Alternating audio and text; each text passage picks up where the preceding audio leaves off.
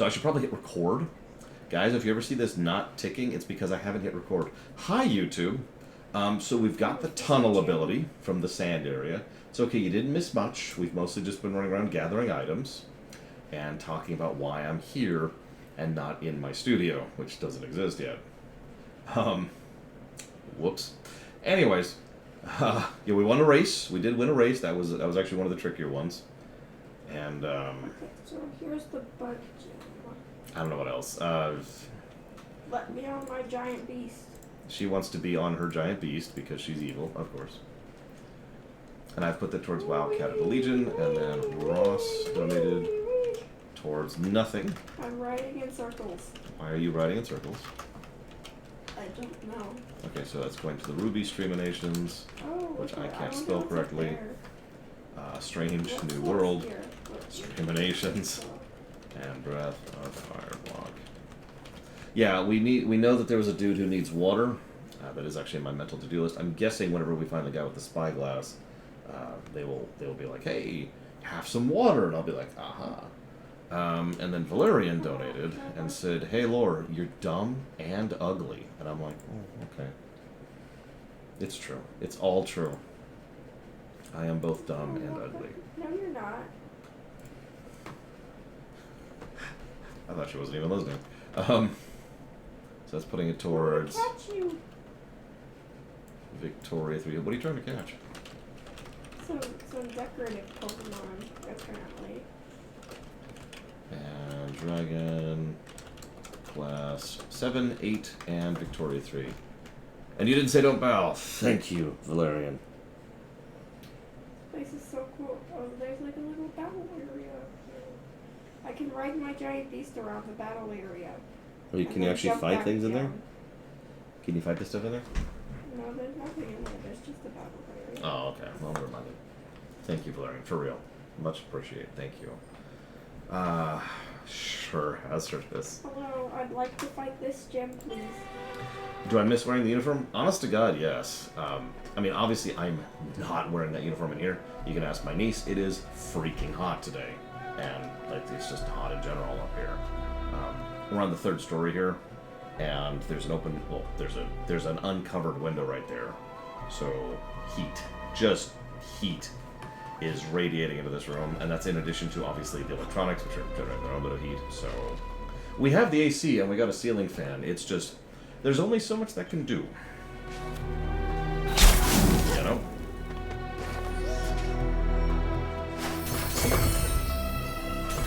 The new setup will be down in the basement. Get your jokes out. It's okay. It's good. We've had all of them. And downstairs it's hopefully going to be cooler. it is Downstairs. noticeably cooler downstairs. Even in the space where it's going to be eventually does not currently have AC or fans, and yet is actually keeping relatively cool despite that fact. Really, Ect? Have you never lived in, like, heat and death before? Is that why you don't understand? Like, I don't understand that question at all. Like, at a certain point, the AC just does not keep up. Like, it would be a lot worse if we didn't have the AC, if that's what you're talking about. It's like 90-something out. It's so cute. It's like a Pokemon daycare.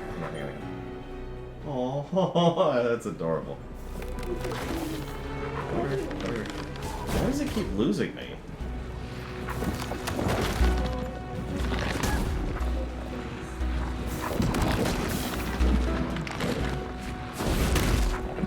I'm actually confused by what's happening here. This time it just...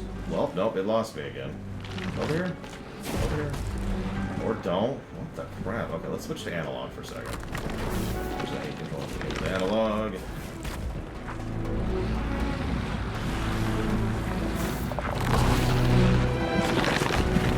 Hey, you know what my AC is? That vent right there.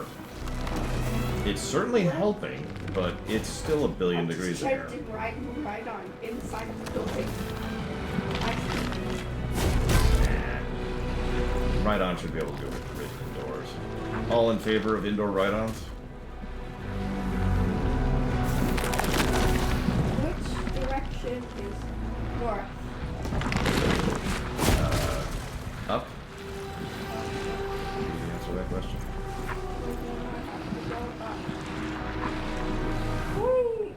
I mean, I grew up in Southern California, Ross. Before we had AC at all. You're probably thinking, oh, so you're used to it. No, I've never actually been able to prove this, but I suspect that where you're born has a little bit to do with your heat tolerance. Because I was born in South Lake Tahoe, which, if you're not familiar with it, is a very cold, frequently frozen place.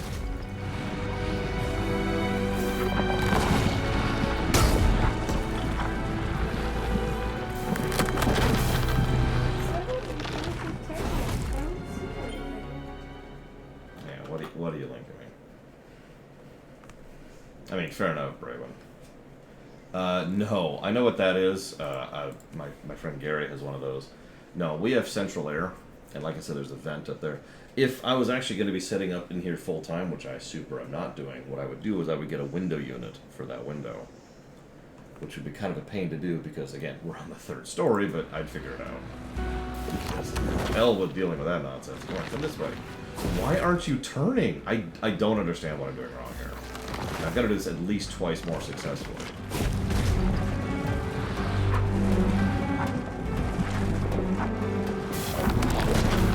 If I knew what I was doing wrong... Yeah, I've always... I know extreme colds are bad, and people are like, oh, you're dumb, but no, for real. I will take cold over heat 10 times out of 10.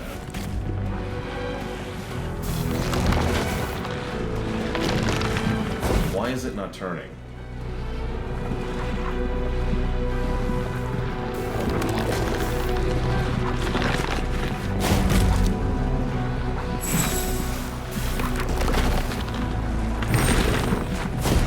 You're seeing this, right? It's like, nope, I lost him. And it just runs into the wall. Every time. The time I got it, I did it, like, essentially on accident. I have no idea what I did correctly that time.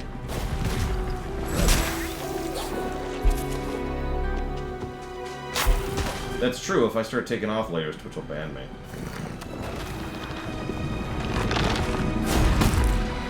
I might give up on this. We're not going to 100% because I can't figure out why that's not working.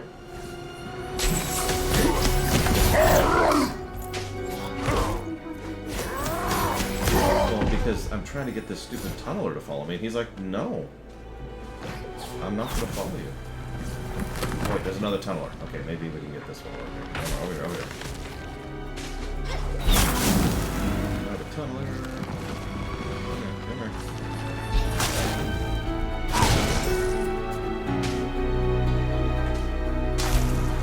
Also, I will admit, I'm one of those people who prefers to have something on me when I'm sleeping.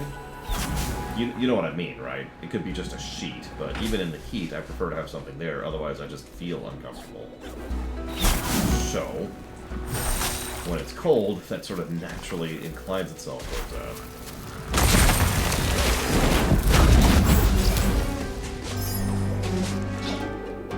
I actually have a really nice weighted blanket, which is currently in storage because...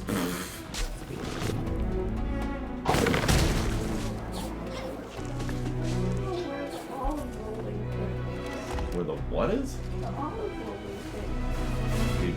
Is that... Why do you need an olive rolling thing? Okay, so everyone, could you do me a huge favor for the sake of my niece? Could you go Google Pokemon Violet olive rolling? I don't... Never mind, she's already found it. Never mind. False alarm.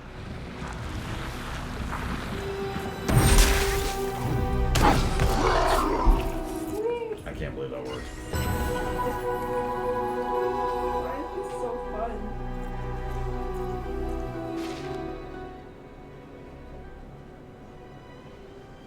I mean, I'm looking forward to playing Pokemon again someday, but all the Pokemon games are super unfunded right now, so those are probably going to be dealer's choice territory.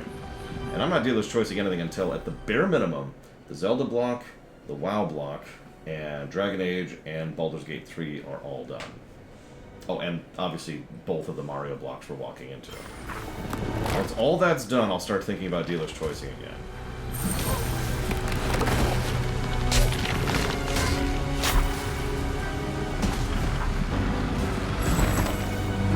Metroid? So I'm currently playing Chicken with Nintendo on Metroid, and that's still true. So until Prime 1 and 2 come out on an acceptable service, no, the Metroid block is still kind of waiting. Yeah, I'm still waiting for the Primes. And honestly, if my guess is even remotely correct, what's probably going to happen is Prime 4 will come out pretty close to the Prime 2 and 3 remakes.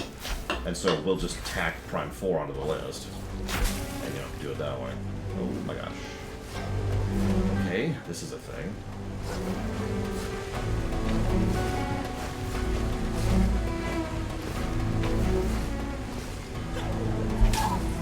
Nope.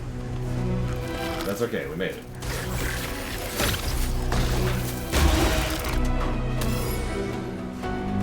Nice, Nithrius. What's your type?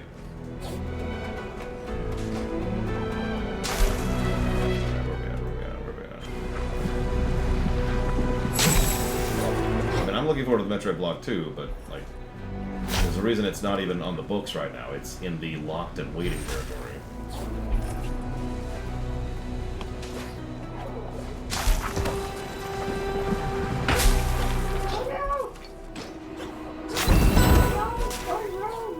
No! What the? Get back here, Olive.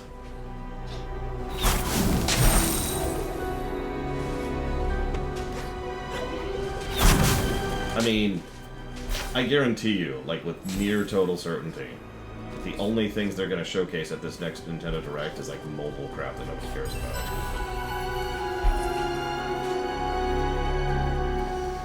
What game currently in the queue am I most looking forward to?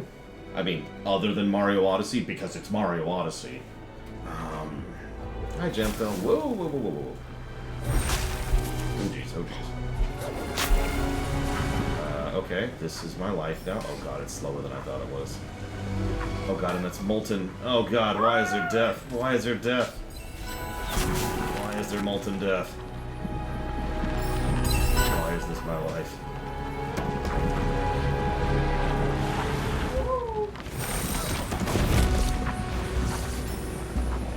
Don't find me, don't find me.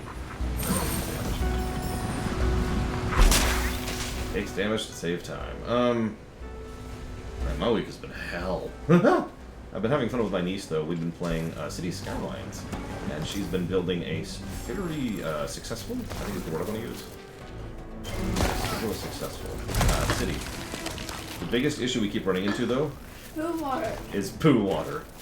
That's not a joke. We're actually having issues with the amount of sewage we're generating.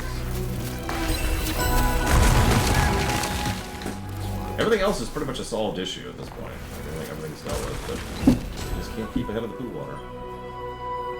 What do you... Oh, you could have asked. I have one of my headphones out for a reason. Yeah, I noticed he's flat. How did you do that, by the way? I don't know. Yeah, I was very confused by that. Thankfully none of it got in the keyboard, which is the big concern there. Yeah, let me scooch my stuff over here. Feel the room. It's this doesn't even go up here. This actually goes downstairs. That. Tell me there's nothing in that. Okay, good. That's the relevant part, admittedly. Yeah, it's okay, Jeff. I got it. No. Which receipt is this? Okay, we can get rid of this receipt. This receipt is a trash receipt. We know. She does not have a river. She's a coastal city. So, poo water is actually a really big issue. I hadn't thought about that at first, yeah, because so if we had a river, the water would be moving all the time, and so we could just put the poo water downriver and this water upriver, and we'd be fine. But instead, it's been a thing. One of the band-aid issues we could have come up with is to just start importing water, but that's going to get expensive fast. So instead, we bought the nearby neighboring territory, and that is providing like all of the water for the entire city. Now, that's also a band-aid because eventually, the poo water's going to catch up to that too. So that's a problem that needs to be solved at some point. Again. No! No! In this game, you can swim in people's pools. Oh. Oh, wow, Reagan. Oh, well, apparently I can't go in the water without riding Miraidon. Why? I have no idea. Maybe I can't swim. Well, the way our AC works is it's called central air. There is an AC unit, which is primarily outside, is like where the majority of the air transference cooling happens, right? Big old box, there's actually two of them, but whatever. They're outside, and they pull in air, and then there's outgoing vents in every room, and then there's ingoing vents in every room. Between the outtakes and the intakes, it cycles hot air out of the house and then outside, and then the cool air comes in. And then my niece drops her phone. And then leaves. Those are spikes.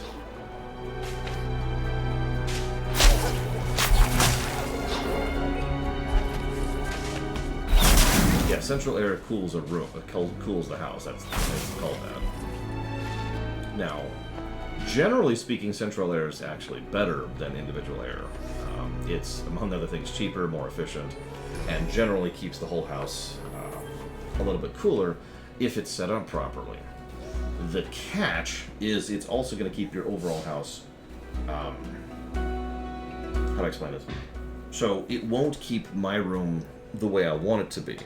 Instead, what it will do is it will keep the whole house tolerable. Like, it's about, I think it's 76 in here right now. I don't know what that is in Celsius, don't ask.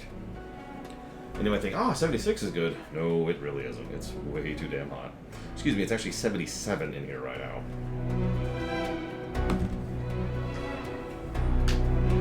It is trying to keep it lower than that. Now, the catch is, of course, that if you want something a little bit better or a little bit more, then, yeah. You're going to have to want something room-specific to make that happen. Or, I can't think what it's called. Doing the thing where you actually figure out,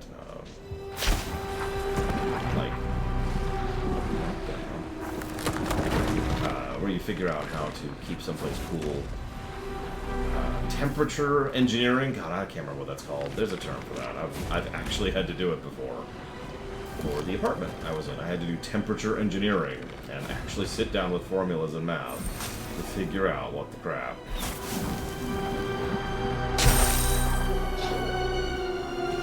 It was too damn hot in that apartment.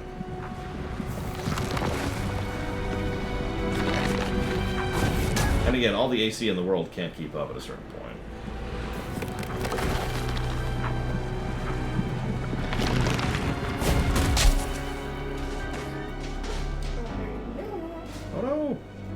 See that I secretly stole her Mewtwo. What? Nothing. Hi, Melkor. I have a Mewtwo? Well, not anymore. I had a Mewtwo? There you go. Yeah, insulation is a huge issue. We thankfully have decent insulation here. Note I say decent, not good. I actually myself purchased the insulation that will be going into the basement, so that'll help.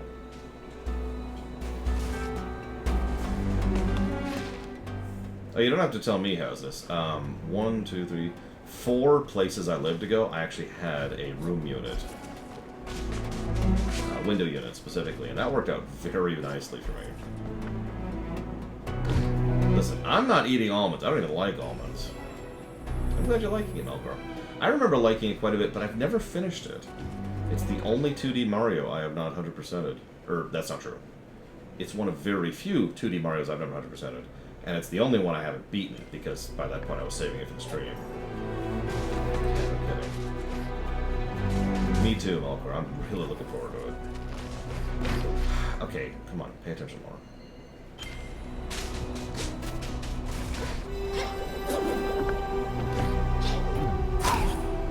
I mean, almond farms can go directly to hell anyways, so... almond farms are places that take water and turn it into money. No! God damn it, I finally got him to turn, and I forgot the goddamn button. Now that's on me. That's a button it should be.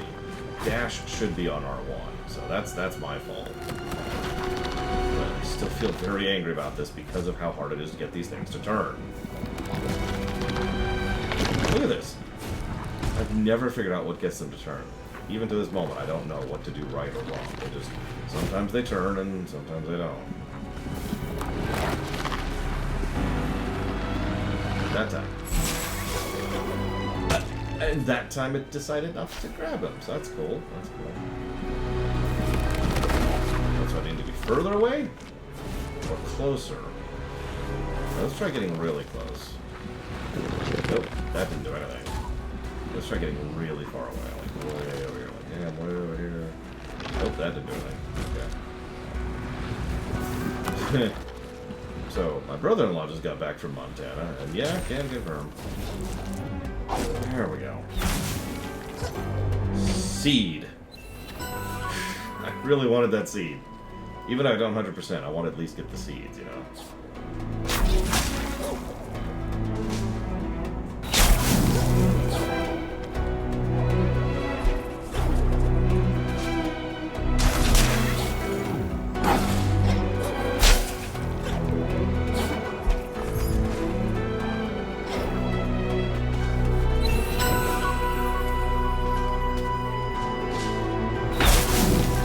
Can confirm, Montana is pretty pretty.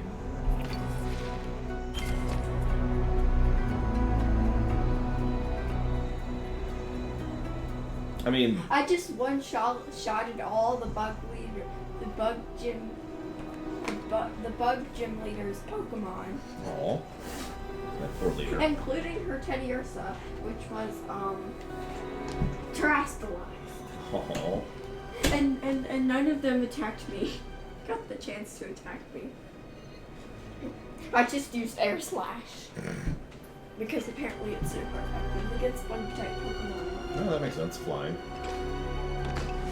Okay, boss time. Ancient ruins, filled with gold, like you do. I believe so, Zara. We made it, Ori. The heart of the forest lies inside. The light of the spirit willow will open what has long been closed. This does not.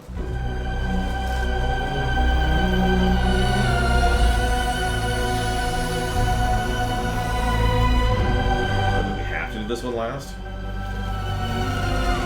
Cool. I'm eating lots of cupcakes.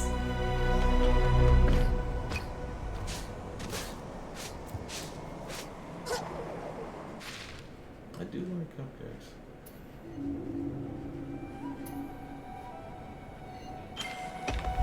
I was gonna say, that's probably actually why there's a warp point right here, Act. What do you want to bet? It's like, yeah, well, we're at 86%. That's not too shabby for a first through. Saloon. Only the Wisps knew the way forward. Aldasa. Restore what had been lost. To make a good Pokemon game. What?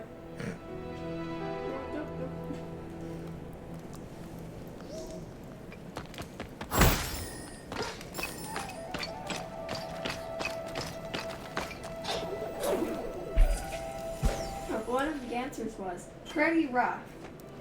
Definitely not answering that. Yeah. I one-shotted all her Pokemon. Yeah, how hard was my dungeon? It was a joke. Oh, okay. But you had fun, right? Sure. So there's the Wisp tree. Across many lands, it's always the same. For every spirit tree, a light, and for every light, a tree. Always existing in balance, the light alone is nothing without its vessel.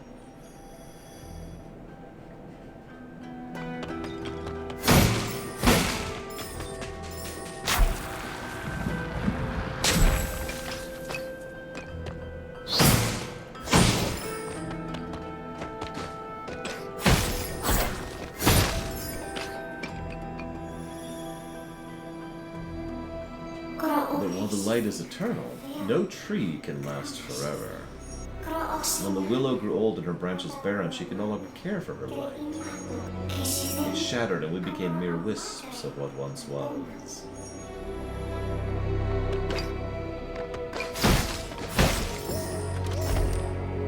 There's that death and rebirth thing again. No, I'm joking, I'm joking.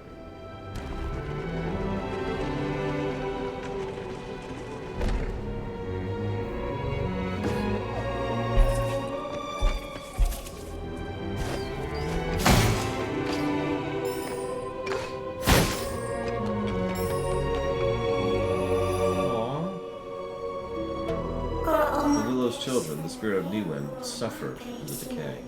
The land was buried in darkness and ruin.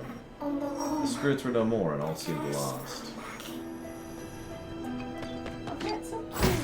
It's like all the goats, and then there's like a rock craft with them that's like a sheepdog. Aww.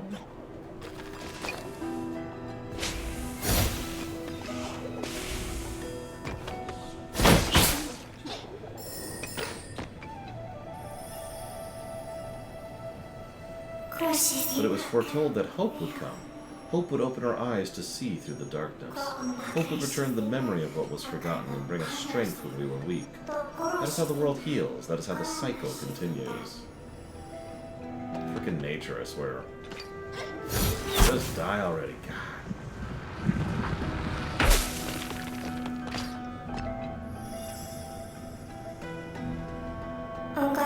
The Gorlick builders knew that all things broken could be pieced back together.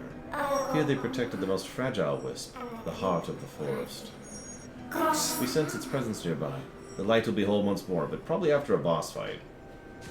Alright, we're in a desert. What's the boss? Get up. What kind of creature do you think is going to be the boss? We're in the desert.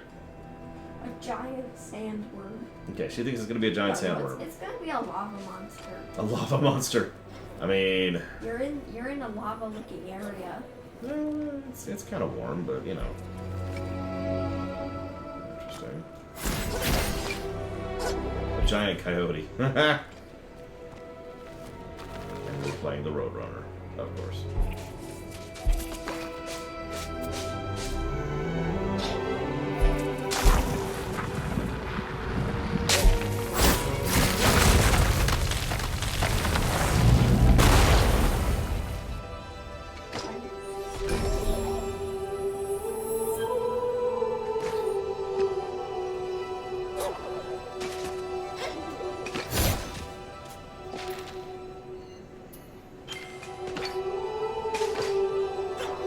Could be a sphinx. I mean, we've got magical creatures in this setting. Although usually they're kind of unique or semi-unique. Excuse me.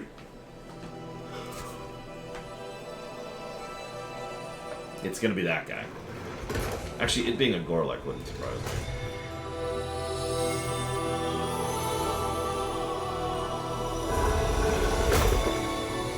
A scarab. Oh, that would be terrifying. We've already fought a giant spider.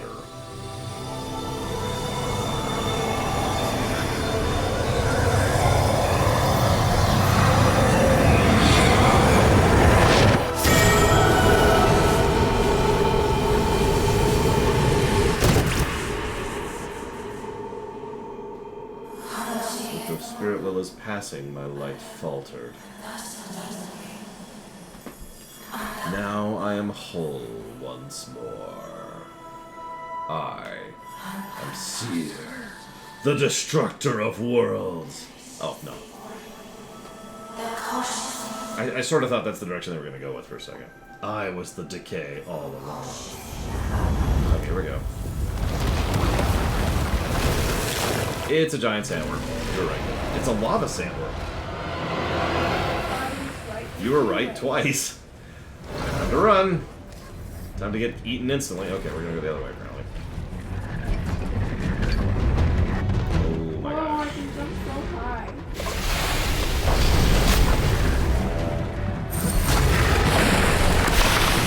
It is shooting death at me. Flaming death.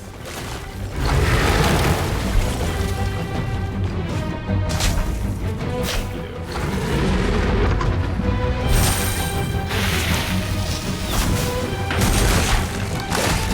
Oh gosh. Let me guess. No checkpoints?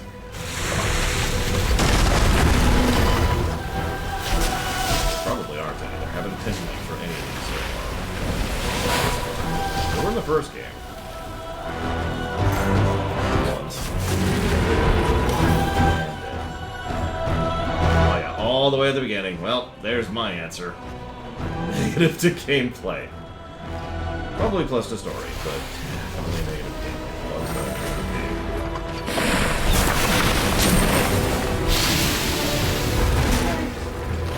Trying to. It's not working out, kiddo. What do I do? The wrong button and Oh, there's no, double check.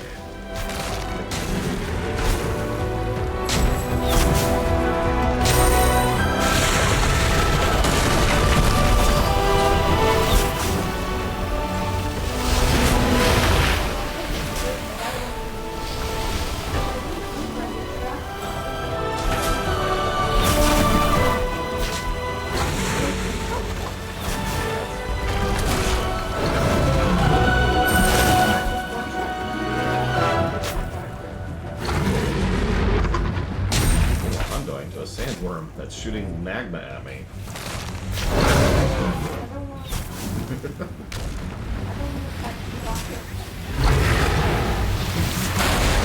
How long is this? This is all without a mid-mission checkpoint. This is crazy. There's definitely some rubber banding going on here.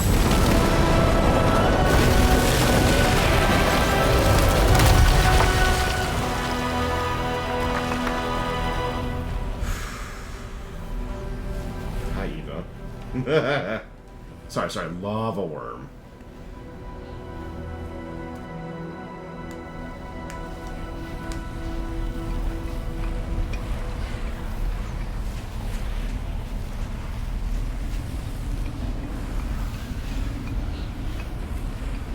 And then Shriek shows up.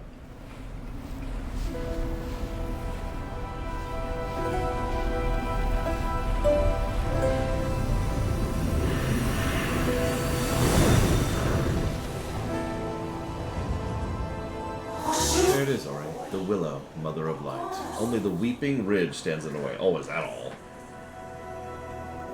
I have to go past the Weeping Ridge.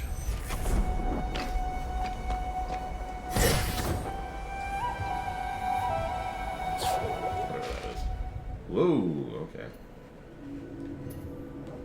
Ah, I actually do know where that is.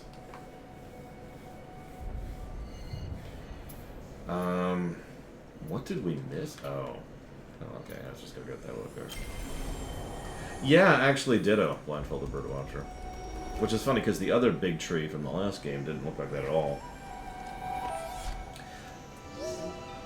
I mean, that's what I'm expecting out of this, and we already did the Spider Dungeon, which was the Spider Dungeon. I'm actually sad Eva missed the Spider Dungeon, because if there's one place I wanted her to see, it's the freaking Spider Dungeon. That place was terrifying. Just the worst. How was the Spider Dungeon? Well, I literally can't show it to you now, because it's been restored. But let's just put it to you this way. The whole place was dark, except for a few individual things that give light. And if you're in the dark for too long, you're dead. Why not? Why? Because the dark kills you. And the whole place, like here, I can kind of show you it. It's not going to be the same, but like the music and the sound design and everything was just absolutely terrifying. Were there any spiders? Not as many as you'd think. But you know how there's spikes on the walls like everywhere? And each zone has had different things for the spikes. So here, the spikes are formed by insects who are trapped in the fungus that is overgrowing the zone. Yeah, the mold, it's called that for a reason. And this whole place just, this doesn't even get it across. This place was absolutely horrific. Like you can see the bits and pieces of the dead bugs in the background that are making up the terrain. The spiders did not bother me. No negative for spiders. But this place can go directly to hell. Because it is hell.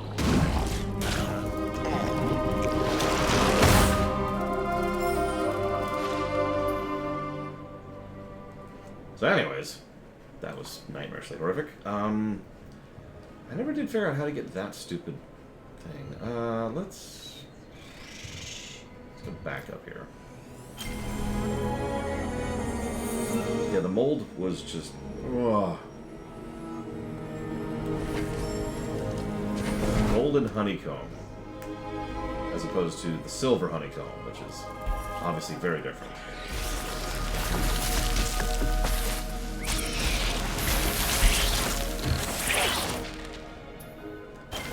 Wait for a second. You see the giant corpse in the background there? Not you. No corpse. Don't look. Don't look, kiddo. Don't look. No, she's looking. What do I do? I'm a terrible uncle. Just a giant tree filled with undead bugs. And dead bugs. Okay, die in a fire. I'm on my way for the last time. Get out of here.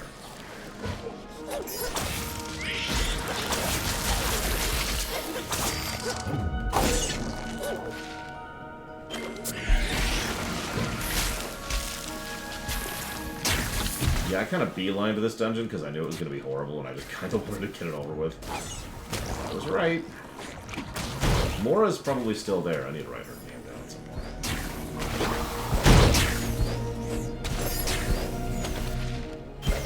Brutal Force isn't bad.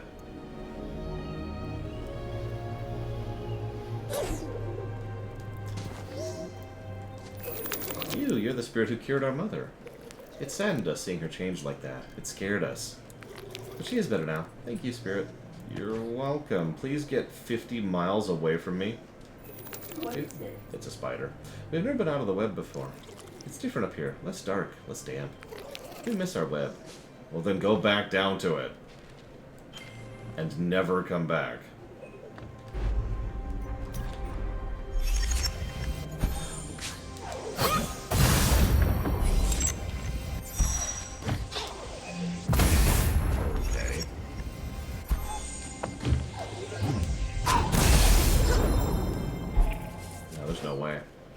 I don't know how to get this one, and I don't have any movement tech to get it, that I know of.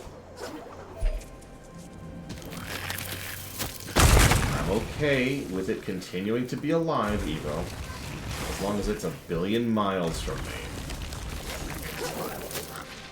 Yes, 1 billion, with a B. I would also accept anything above 1 billion. Okay. I have a lot of cleanup to do, but I'm actually going to wait on that, I think. Because I want my last upgrade so I can get everything. So... there was something immediate. Oh yeah, right here.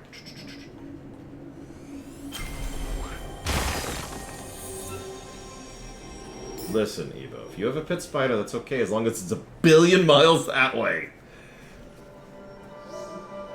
With a B. Remember. The forest is alive with news that the light is whole again. It warms my heart knowing the ruins of my home fulfilled their purpose.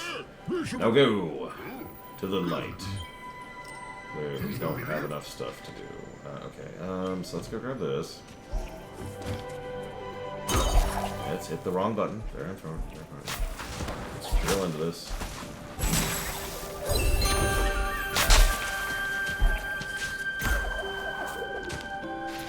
We could buy a map right now.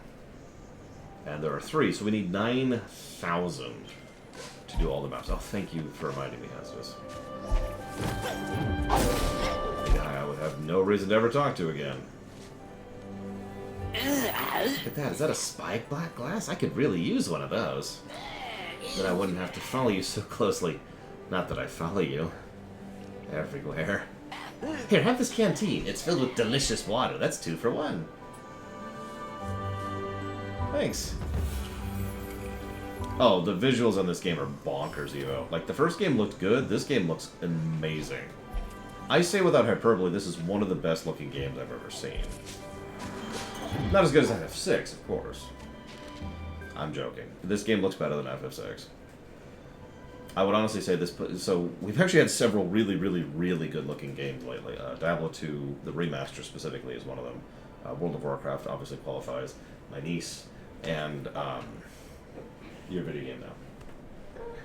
Yeah, it's a really, really hard game. Yeah, imagine a Mega Man game with backgrounds like this. Although, speaking of which, and I know this is going to cause some weird looks, but Mega Man 11 actually has some really, really good visuals. Evo says hi. Hi. I don't know if you can hear her, but she also says hi.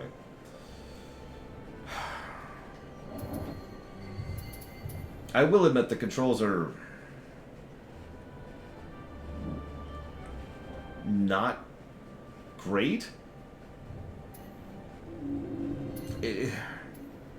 It's hard to explain because in most cases when there's an issue with the controls, it's easy to just point to it and say that's the issue.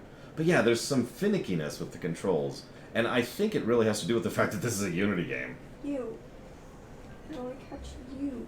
What am I doing? What am I doing? Right. There's the guy.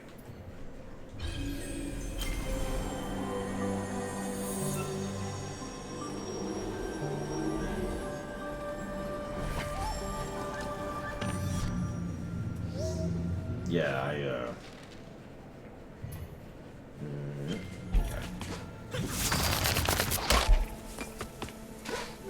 I cannot gush enough about the visuals of this game. It helps it's a good game underneath that. Isn't this Unity?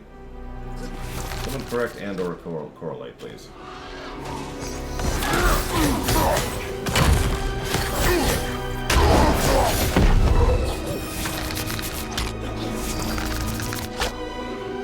I mean, I know you haven't been up for anything lately, you know, and that's okay. That's okay.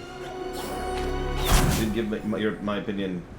You didn't give me your opinion on the last visual game I wanted an opinion on, so all good.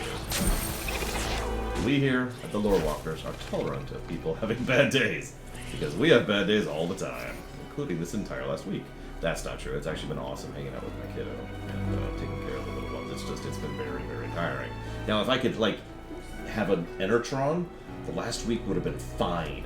So if you ever wonder, another reason I want the Enertron of those three options, that's why. Is that a canteen I see? A full canteen. I don't suppose you could see your way to sharing that with a poor wandering Gorlak. Thank you. It could have been a shame to escape the corruption only to succumb to thirst. Here, have this stone tablet. I found it near the ruins. Looks important. So now we have a stone tablet. No idea where to put that. Can we take it to the map guy, maybe? Like, here you go, map guy. Leave us alone. Gotta do the Egyptian dance. Yes, Mr. Red. So I'm curious of your opinion on the escalation of the level design in this game, which I know you've been paying close enough attention to be tracking, and therefore give me the aforementioned in-depth opinion thereupon.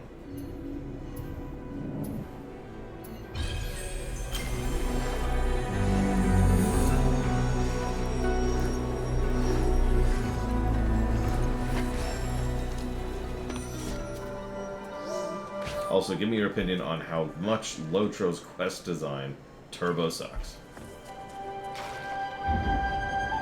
Evo, it's fine. Oh my god, I was just poking fun. It's fine. You're having an off week. It's cool. We all have off weeks. If anybody says they don't have off weeks, then they're lying.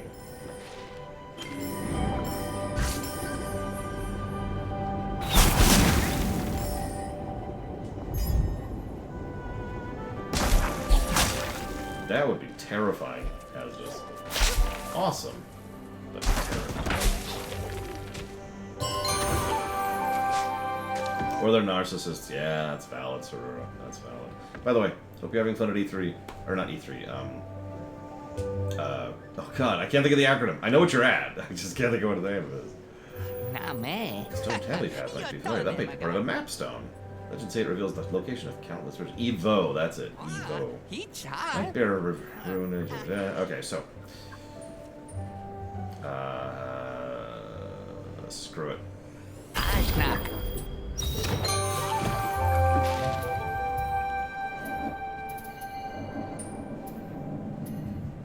Now we can see all the spirit shards. Which is good, because we need them all. It's actually sand, Evo.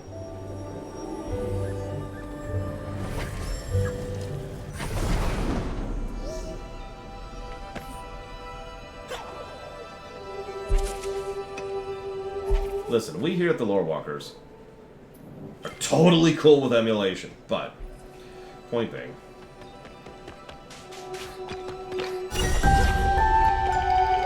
oh wow, it's the only mapstone in the game. That's funny.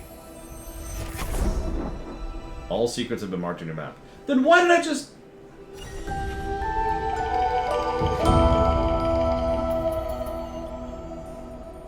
I'm undoing that. I'm undoing that.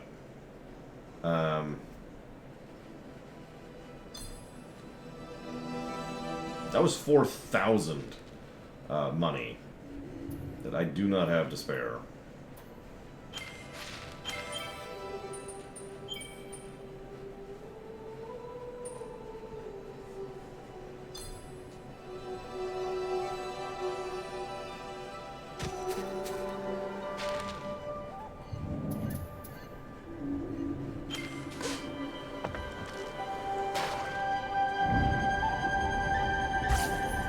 I can recommend KOTOR, even though it's not a game that I finally caught the Pokemon. reviews all that well. Really?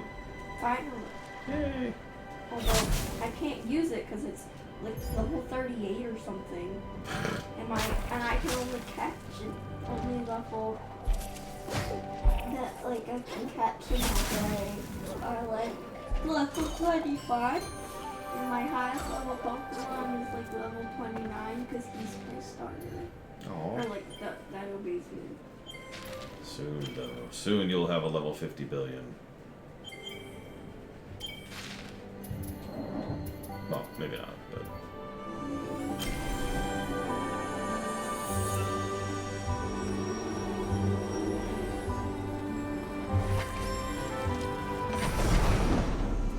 Hey, Killer Bean. How's your day going? Or how's your day been going?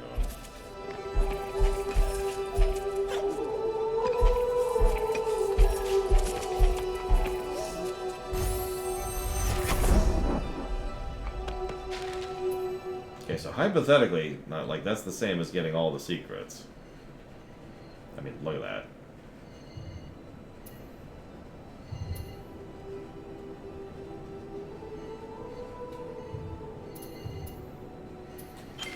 But we're still missing one movement text. We're not going to go grabbing stuff yet.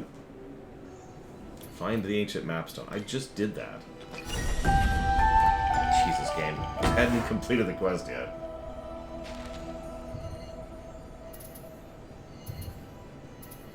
Okay. Yeah, it's a big one. There's a reason this game's taken us so long.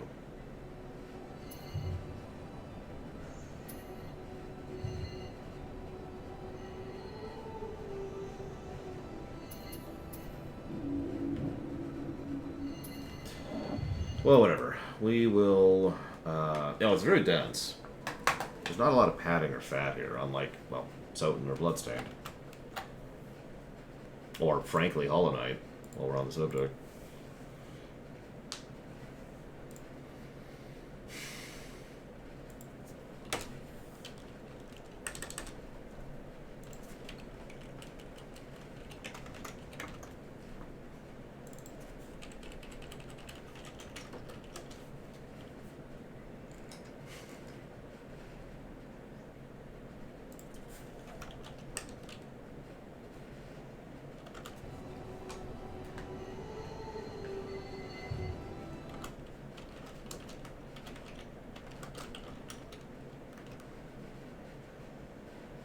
Like, I enjoyed Hollow Knight. I gave it a very high score, but that game is problematic. That's right, I want more padding in my game. I mean, I shared with you the quote, right? From the interview from the creators of this game. People kept saying we want more game, and it's like...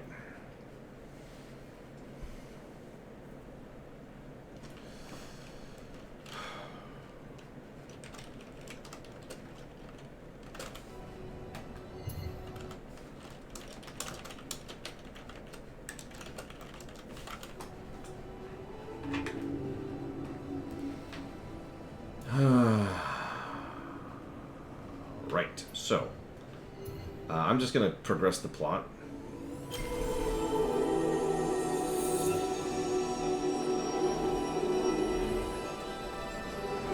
Because I want my last movement tech, and then we'll go ahead and think about sweeping. I mean, I haven't felt more padding as this, so I'm gonna go with a pretty hard no. But then again, we haven't really 100%ed yet, so... Let's see how I feel about that once we get our last movement tech and start 100%ing. Oh, of course I can't. It's right there, too. Whatever.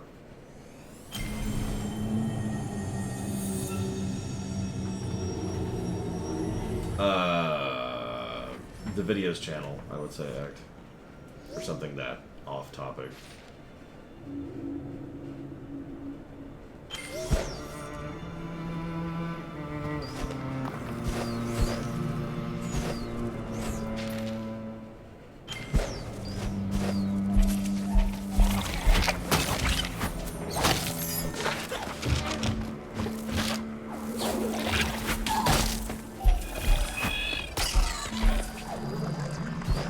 Yeah, I think Third Age was the FF10 clue. The one on the PS2, right? Hypothetically. Theoretically.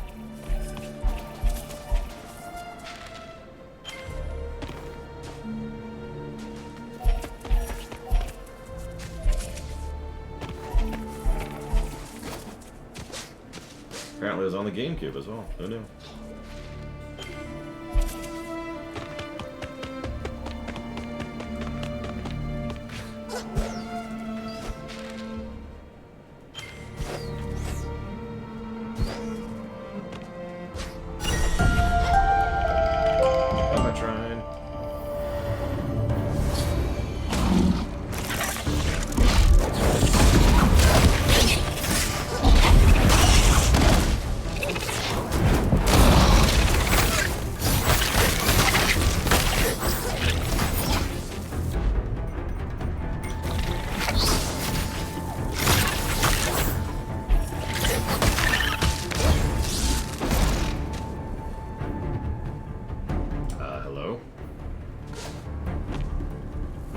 There you are.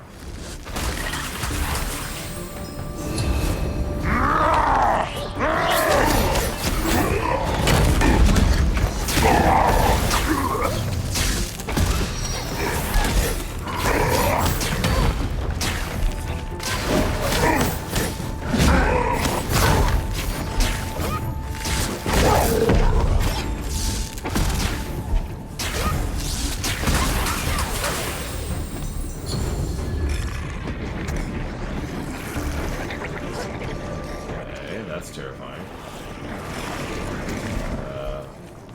Okay. Well, that's kind of what I was expecting to happen.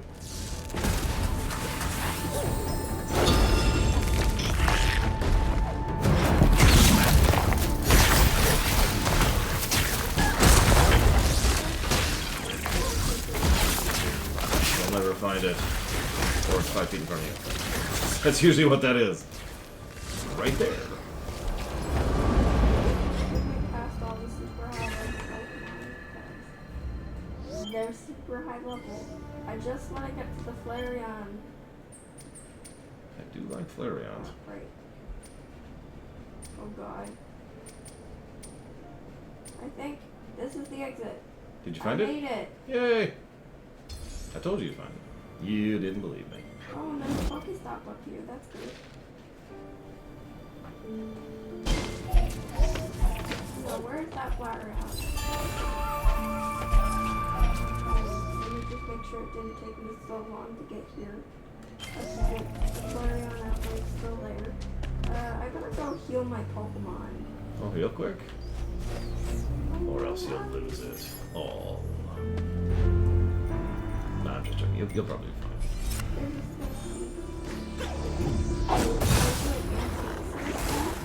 Yes.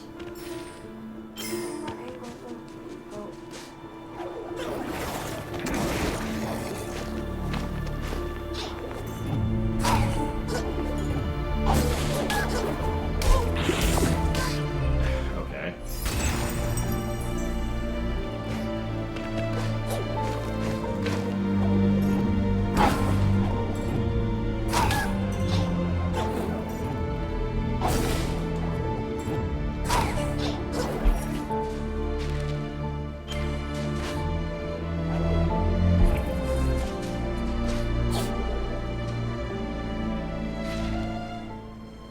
If you're trying to get an Eevee, kiddo, they spawn outside Corotando, and you can get Firestones specifically in the Asado Desert.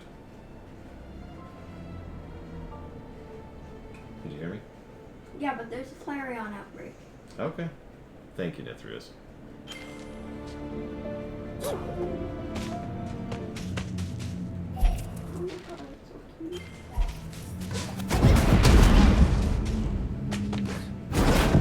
Please heal my Pokemon immediately.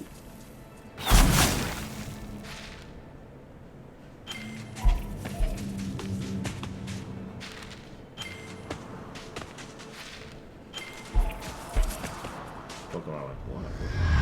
Oh, hello. Well, hi, Shri.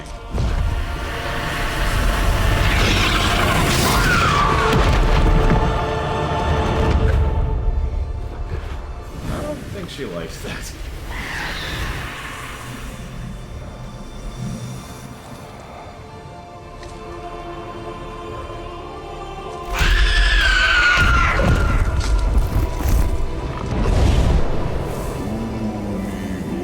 Blinded by her past.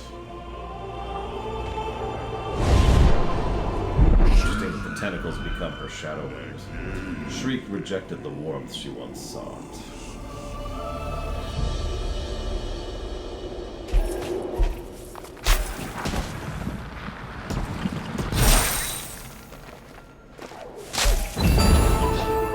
Oh my god, I healed my Pokemon. And then the outbreak, and then the Flareon Outbreak is gone. I'm sorry. I only came up here so that I could get Flareon. I'm sorry, kid. Although, there's a Mustail. Get the Mustail. Probably like 12 to 50. It does seem to be the trend.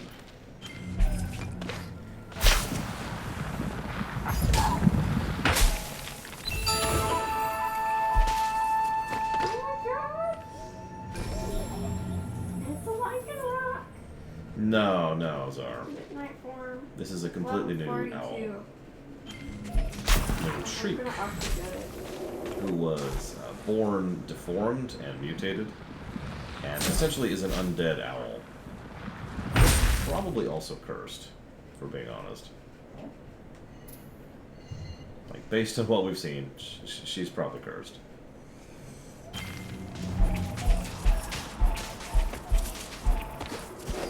If you asked me to put a finger on it, I would say that she is what happens when someone is born afflicted by the decay.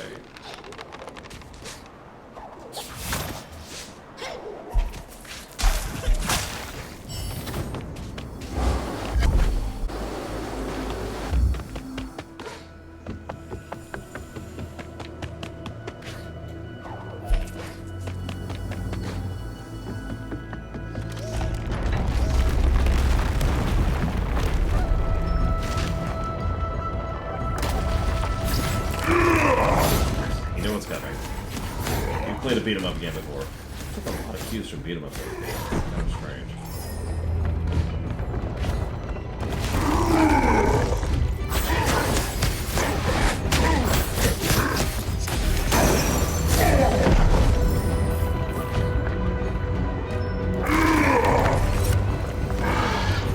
I have the wrong thing equipped.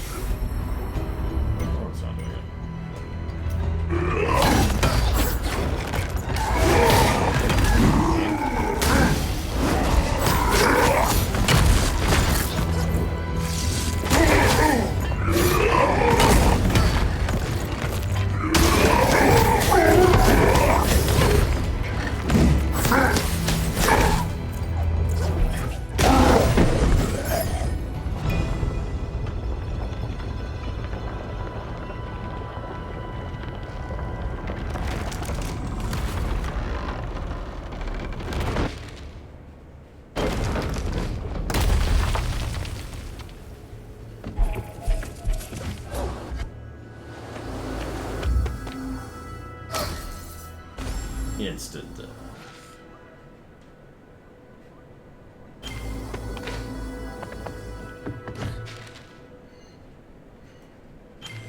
Wait, really? You're joking.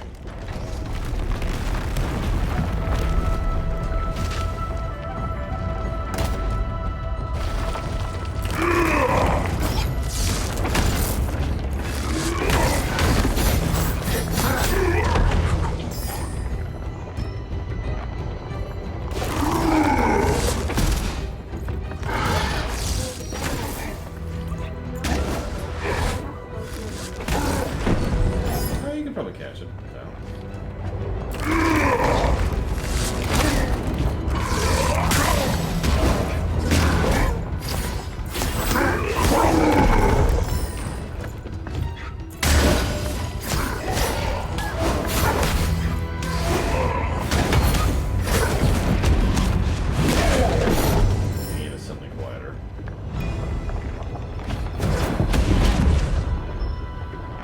Spike is the, I just want you to die, but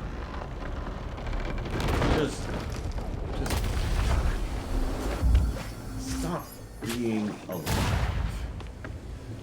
Please.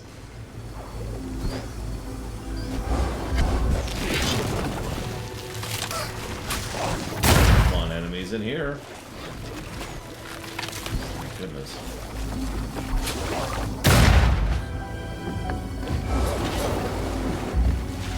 Yes, discontinue being alive, please.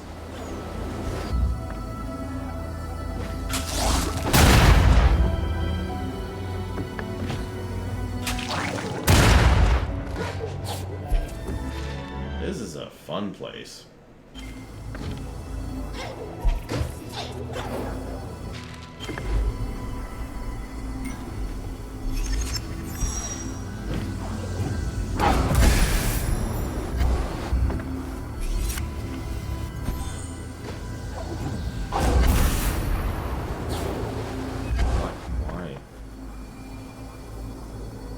Okay, sorry, I'm encountering a weird, I would almost call it a bug, but I'm not sure if it's...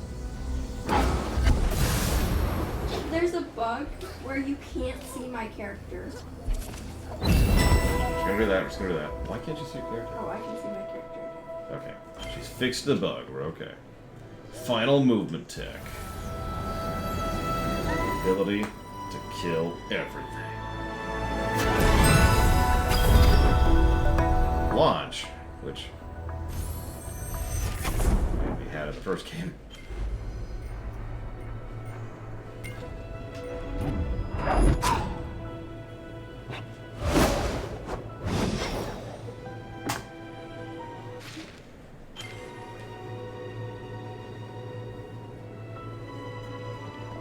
Yeah, no mana, which is good. Looks like we only do once per not touch, per ground tap.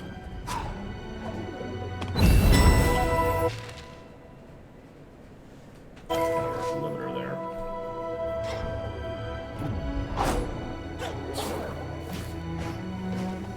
Oh, and notice once again the tree is shaped like that.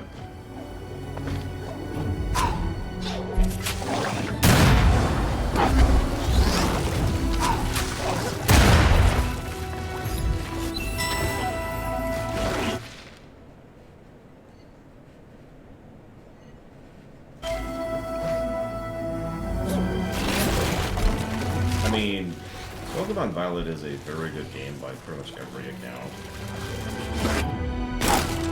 But yeah, that does not excuse the issues they've had.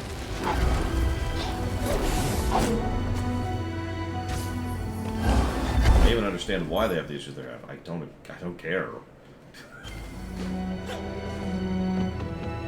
Care level 0.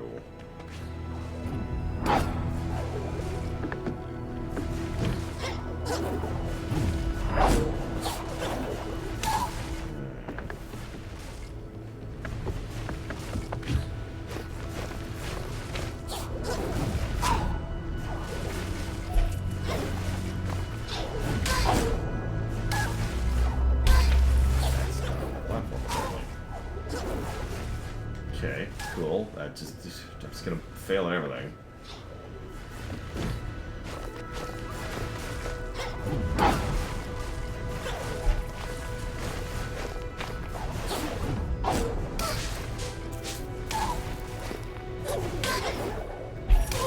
Could you, like, stop doing that, please? Thank you. Appreciate you.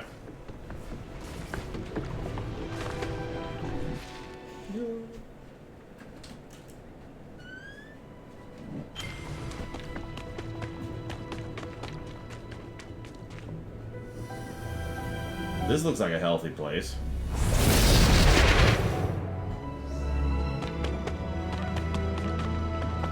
Is there a warp point in or near here? As the end drew near, all paths led to the Spirit Willow. Oh hey, they finally made it. Took them a while to cross the lake. Willow's End. Oh yeah, this is... Oh yeah, this is gonna be fun. I can tell. What in God's name is that?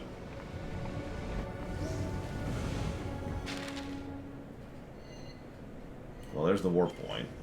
No, don't go up, you dumb thing. Alright, so we're dead.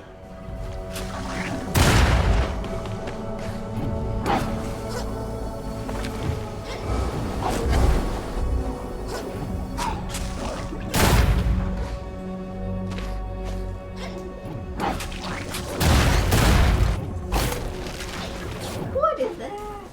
That's a good question. Hey, there's a map stone up here. It's a boss.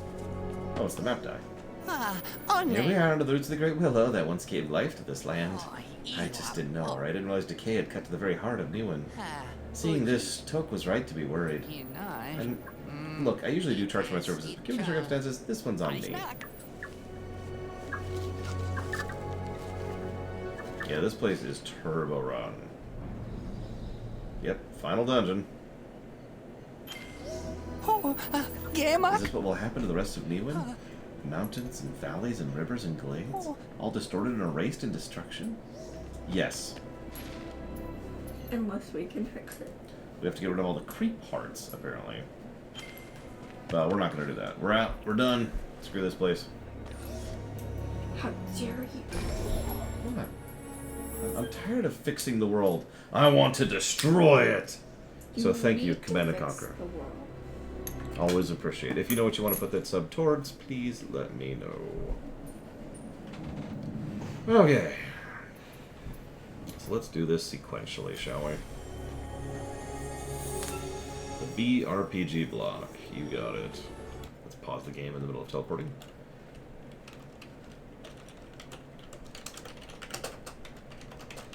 Hey, random. How's your Saturday going?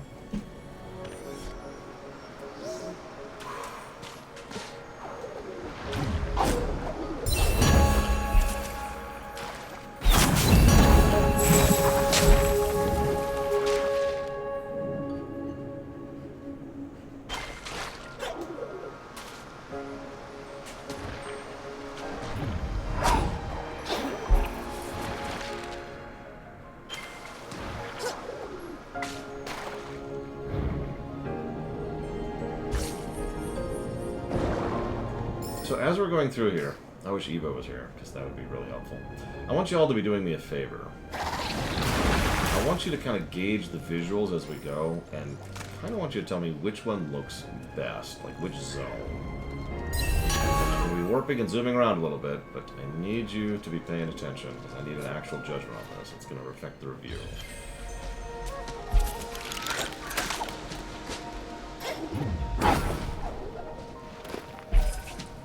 Ironically, I would probably say the mold would before we got rid of this, the darkness, but obviously I can't even show that off yet. Or currently. I don't know why I said yet.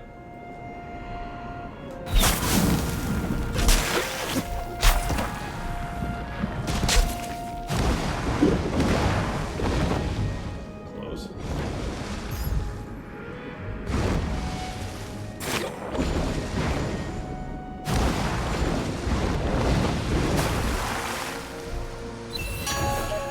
I'm essentially looking for is brickwork.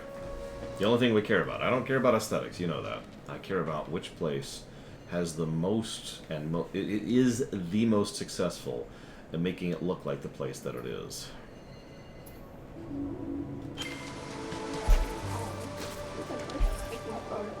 Aw.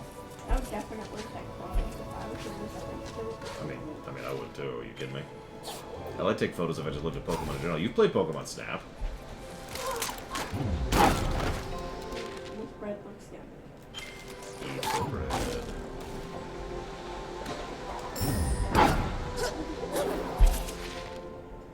I can't tell if that's up or I down. can buy some mayonnaise.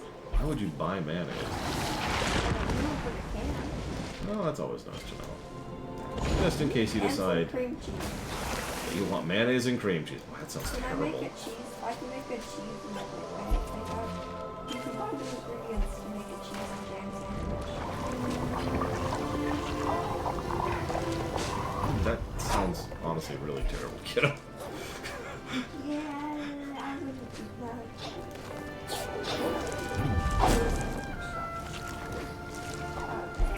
Right in there, you know, I would totally Eat the bread. eat Steal the bread.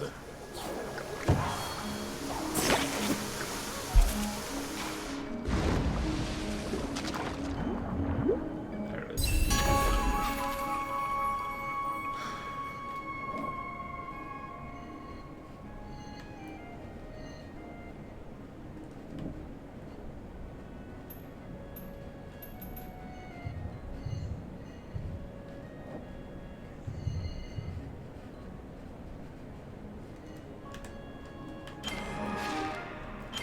Right, I'm underwater. Okay, so What is that? let's get this out of the way. Switch 2 rumors are stupid. Now that we've gotten that out of the way, I've been saying for the better part of about a year at this point that we will be getting a new Nintendo console in spring, probably March of next year. I've been predicting that for a while, and so far I am 100% on track for that being correct.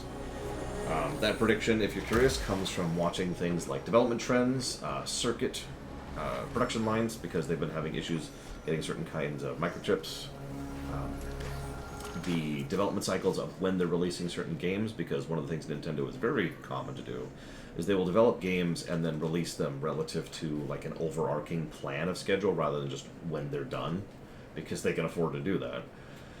And a couple of other, basic, boring stuff like that. And yeah, Tears of the Kingdom will almost assuredly, even if the Switch 2 is not backwards compatible, which it probably will be, I guarantee you Tears of the Kingdom is going to come out on the Switch 2 with like 100% certainty. Get some good food, Evo. The Switch 2? Yeah. We don't know anything about it, or it's not confirmed, or anything whatsoever, but it's going to come out next March. I continue to be right about this. Nothing has indicated elsewise so far. I'm pretty good at predicting those kind of economic trends. Now, I could still be wrong. It would not be the first time.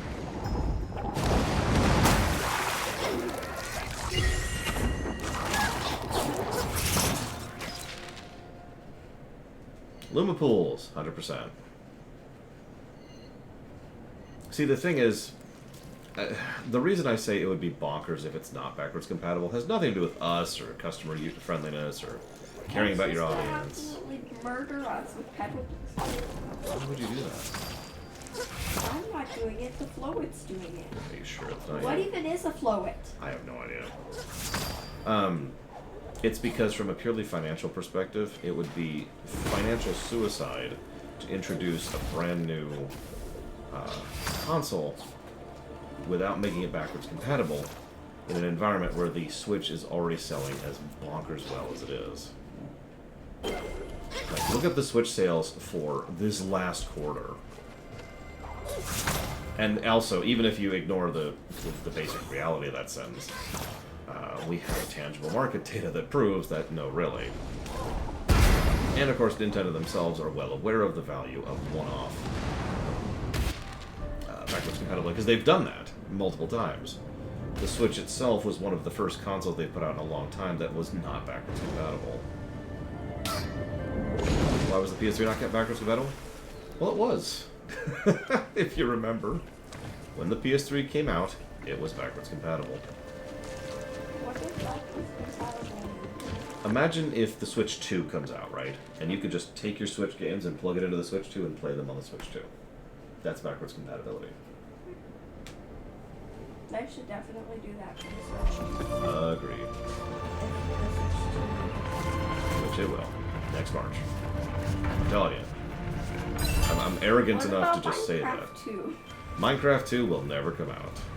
No, seriously, Minecraft makes too much money. They're not gonna mess with that. They should, but they won't. We're getting code. We can do it. Listen, it's fine, it's fine. Nobody cares. It still sells.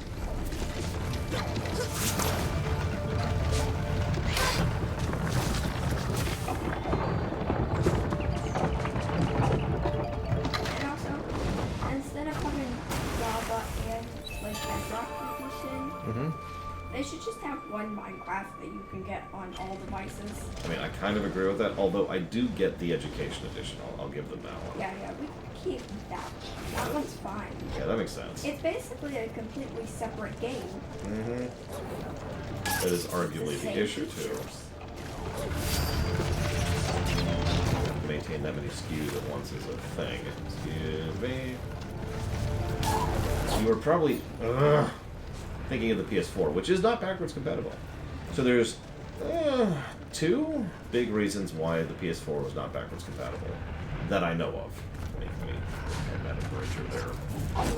So first and most obvious reason, the PS3 was a goddamn pile of garbage.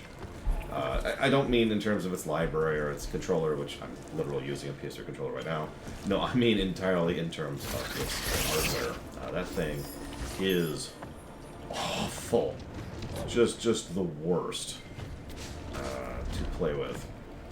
Internally and under the hood. I've actually talked about this before because every now and again we've covered a game series where the developers literally sacrificed a team or a studio to a specific to the PS3 in order to figure out how to actually make games on the PS3. It was awful. So backwards compatibility would effectively involve an emulator, and if you remember, even the PS2's emulator actually had issues emulating the PS1. And in fact, so did the PS3s have issues with the PS2. It's one of the biggest reasons why the PS3s discontinued PS2 backwards compatibility. Dude, the PS3 controller's legit. I mean, look at this thing. This thing's great. It's comfortable, it's tight, it's got a good D-pad, it's got good analog sticks, all the positions are in a good position. Like, it's functional. It's exactly what it needs to be. Oh yeah, and every button on it is tactile, which is really, really important, and a lot of people seem to forget about that because they think, oh yeah, touchpads are the future, and those people are dumb. Because, no, touchpads aren't the future, touchpads are the dumb. Being able to reach down and feel where your buttons are, what you're actually selecting right now, or clicking right now, is a big thing, especially when you're not supposed to be looking at the controller while you're playing the game. You're not supposed to be doing this. Let's do this.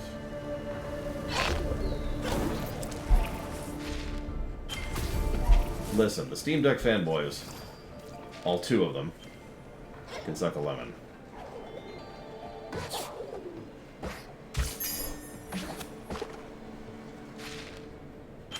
What's the controller stick, Sean? And I'm curious what you mean about it being small. Although, I, of course, am the wrong person to ask that, because I have no problems with the Joy-Cons. And everyone's like, oh, the Joy-Cons are tiny, and I don't have that issue.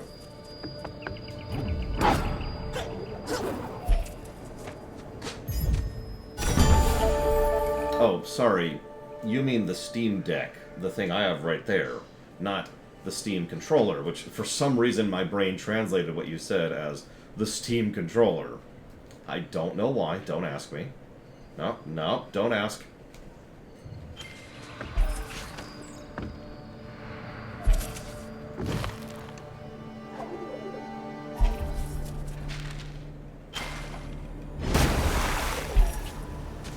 Yeah, no, the Steam Deck's fine. I have a Steam Deck. The Steam controller's garbage. And there's two fans of it. They both know who they are. Shame on you.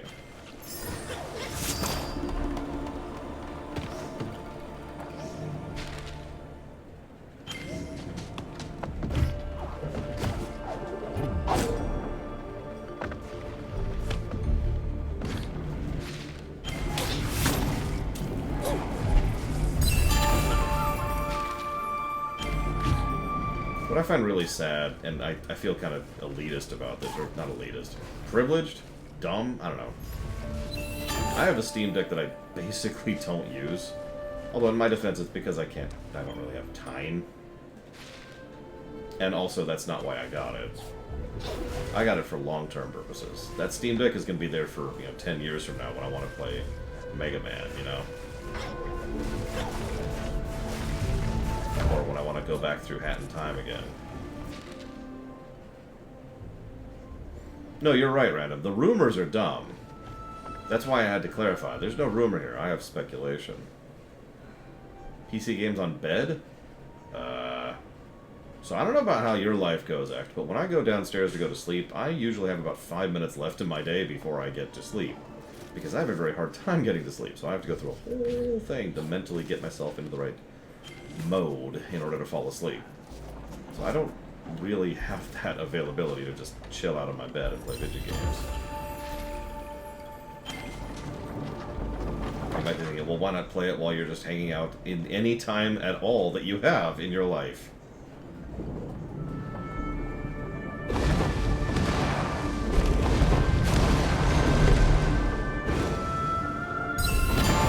Close the door, please.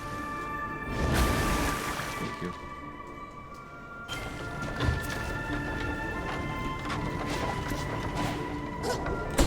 What you catching right now? I'm not catching anything. What? I'm doing a gym challenge. Oh, okay. I accept that.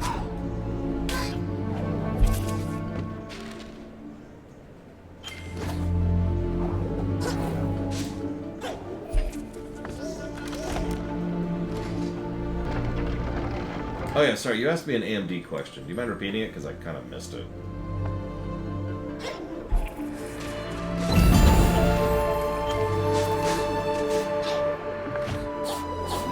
Legion Go. Sounds Japanese. Team Legion Go. I didn't mean to do an accent there, that just came out. I was just trying to say it quickly and stupidly.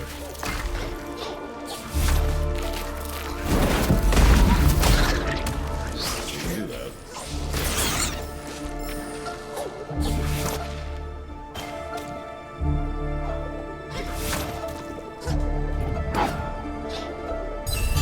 Oh yeah, and there's the grappling hook tree, as you can see. Let's go ahead and zip up here now.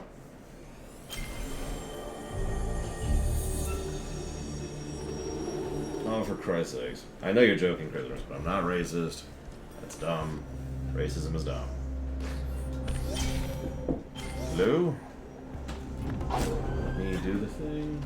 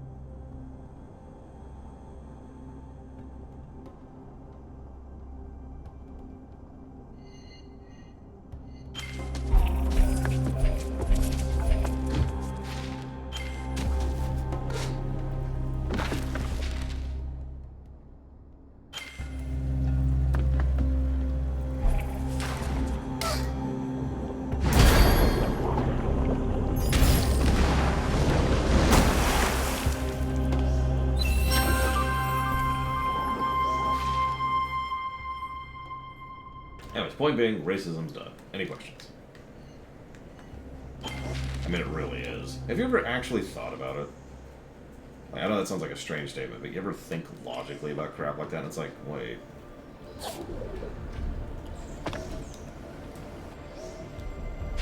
But why? Like, you know that Ryan Reynolds meme? But why? I don't want to go through this room, but I'm going to again. Now it's just like oh my god, I'm trapped in the train. I'm trapped in the train. I really am trapped in the train. Holy crap. Okay. That's irritating. What do you want to bet it's the last item?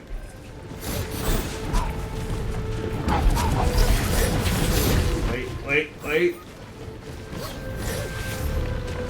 Yeah, this is our first actual bug. Hang on.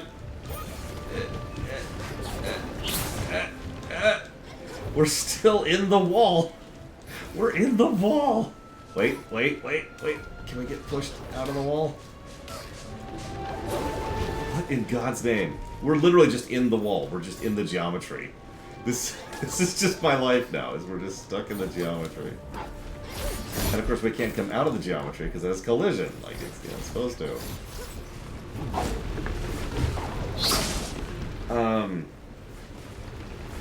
I don't know what ROG ally is, Sean. So I suppose that's my answer to that question. Alright, well let's do a reset.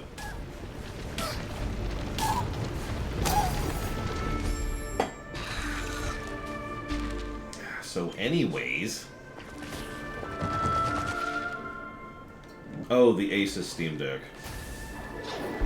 I mean, they say competition's good. That's actually not 100% true. It'd be more accurate to say that... God, actually, I don't think I could say that in one sentence. That's the problem. Life is too complicated to summarize in one sentence. What happened to it? Here, give it to me. Give it to me. Something's weird with it. Looks like it's just starting to bend. It's just old. Alright, whatever. Here you go.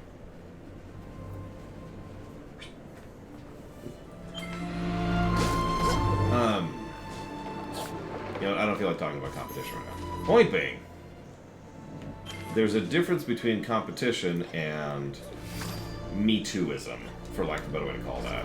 You know what Me Tooism is. You've seen it 100 times. Movies and games and books and shows, in technology, nations, people. So the question then becomes, is the Asus, whatever the hell it's called, I've already forgotten its name, competition, or is it bandwagoning? And of course, I have no idea.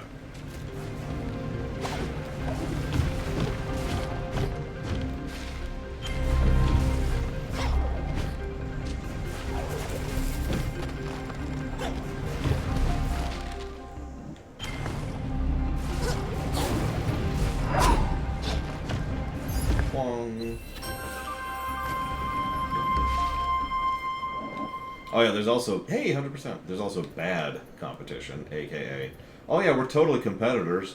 Wink. And those people can go directly to hell. There's actually a lot of laws against, you know, we're competitors, wink, but it still happens. Weirdly often.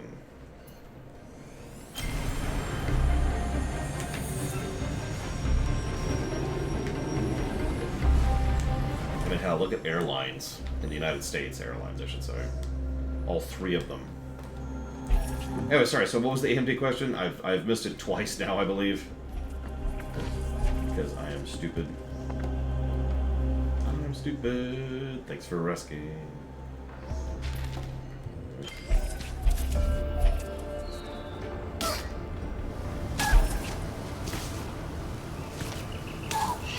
No, of course not, Valerian. Nobody would ever try to do use that. fake tears while I'm asleep. Wait. You're actually smart. Wait, what? That's not allowed. You should protest. Oh, AMD no longer competing with NVIDIA at the high end. That's interesting. Interesting. I hadn't heard that. That, based on what I've been reading so far. Finally Go ahead, knocked it out. Congrats. Based on what I know of where Nvidia's at right now, that sounds scummy as crap. To be very blunt, that sounds like somebody, Nvidia struck a deal somewhere and they're just kind of doing their own thing. Oh, it's really simple, Paranoid Android. Let's say Valerian and I are both producing seltzer water. I produce Polar and he produces Waterloo, okay? Cool. So we're competitors, right? Except we, like, off the books, not officially, talk with each other, share ideas, share marketing data. We kind of, like, I allow him to kind of have a dominant share of these particular chains, and I don't really bother trying to market there or sell my product there. And he does the same in reverse to different areas for me, and yeah, we agree on minimum prices and maximum prices, and we just kind of control that particular market between the two of us, even though we're competitors. It's really common. Even nowadays, it used to be worse. In the interest of honesty, it used to be much, much, much, much worse. But it is still a practice, and it still needs to go directly to hell.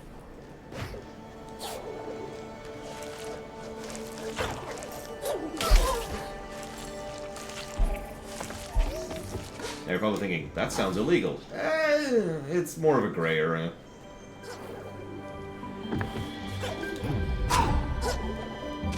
Because there are legal ranges where it's perfectly acceptable to just say, yeah, no, I'll do this and you do that, and we're cool. Oh, God, screw the robber barons. Although, railroad barons are kind of the big one for the States, historically speaking. The railroad barons are messed up, and there's a spider here. This part of the Glades feels almost like home, or feels most like home. I'm glad you like it, you frickin' weirdo.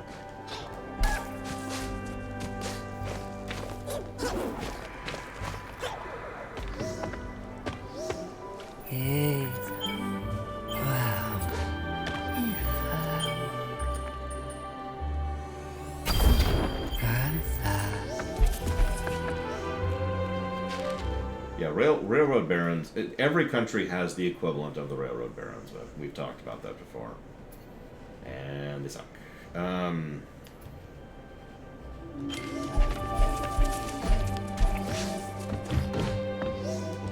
Remember? Oh, you're back. Oh, More tree houses. The press barons, yeah.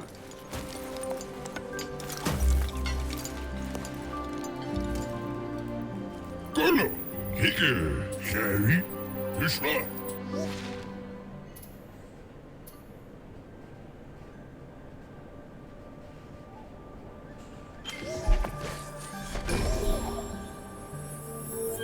I mean, Google tries a lot of things and fails at a lot of things. They tend to shotgun horrible ideas, for lack of a better way to phrase that.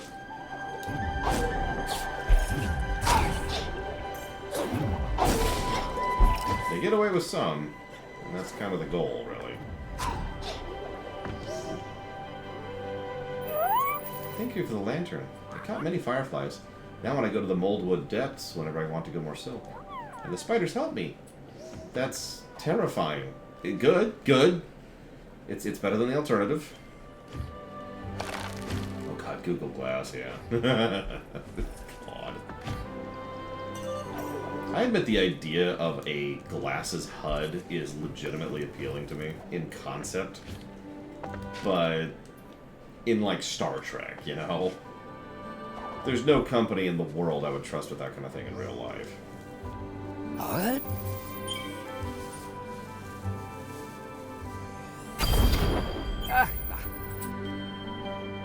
I did, Egt.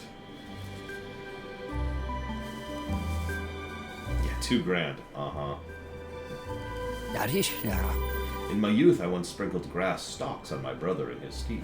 Dog. I underestimated their stickiness. My poor mother spent hours trying to remove the tangles. And yes, last seed, wildflowers.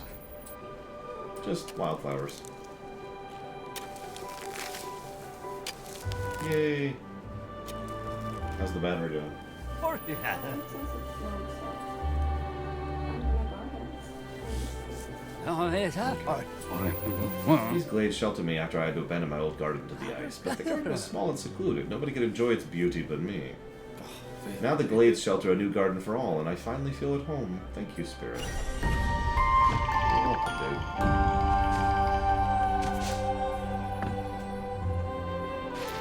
Oh yeah, no, like, I am very much anti the current AI trend we've got going on, the bot trend, as I prefer to call it.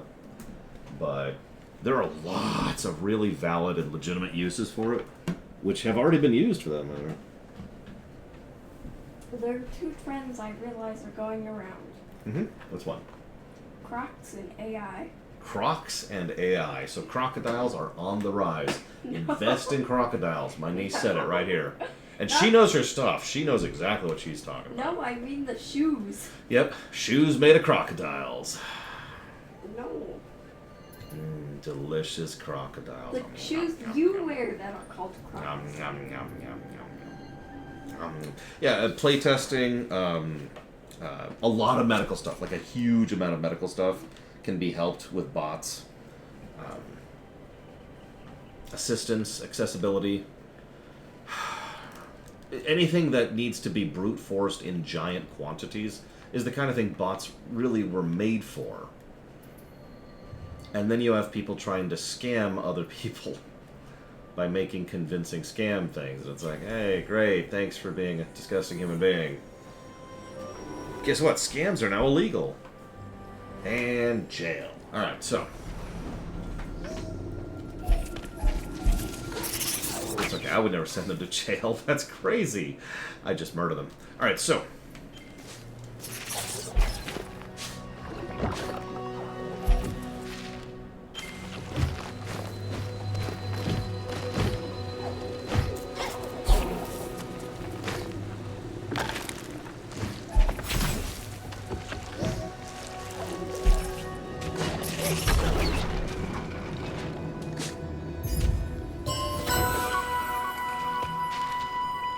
That's an interesting question. I wonder if it...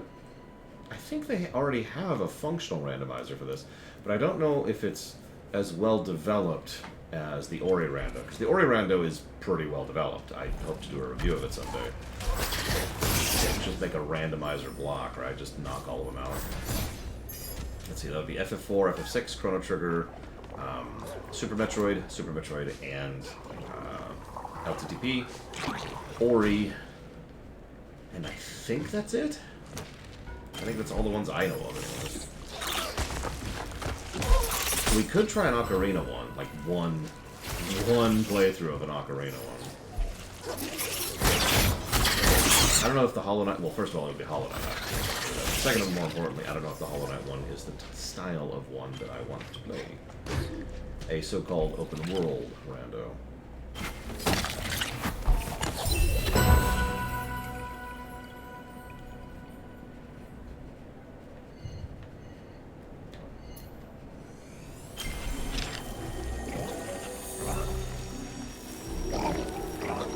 That's an interesting question, though. Random question for y'all. So you are now in charge of deciding on a punishment for scammers. What do you do? Let's go ahead and assume that nothing is off the table.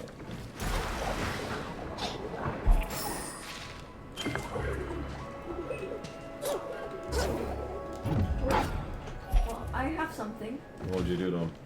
Make them pick up trash for the whole entire week. Okay, 1 week of community service. That's actually very valid. And kind of... With, like someone watching them.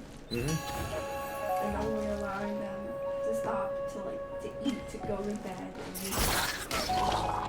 Okay, that might be a little too harsh, but honestly, screw them, so I'm with it.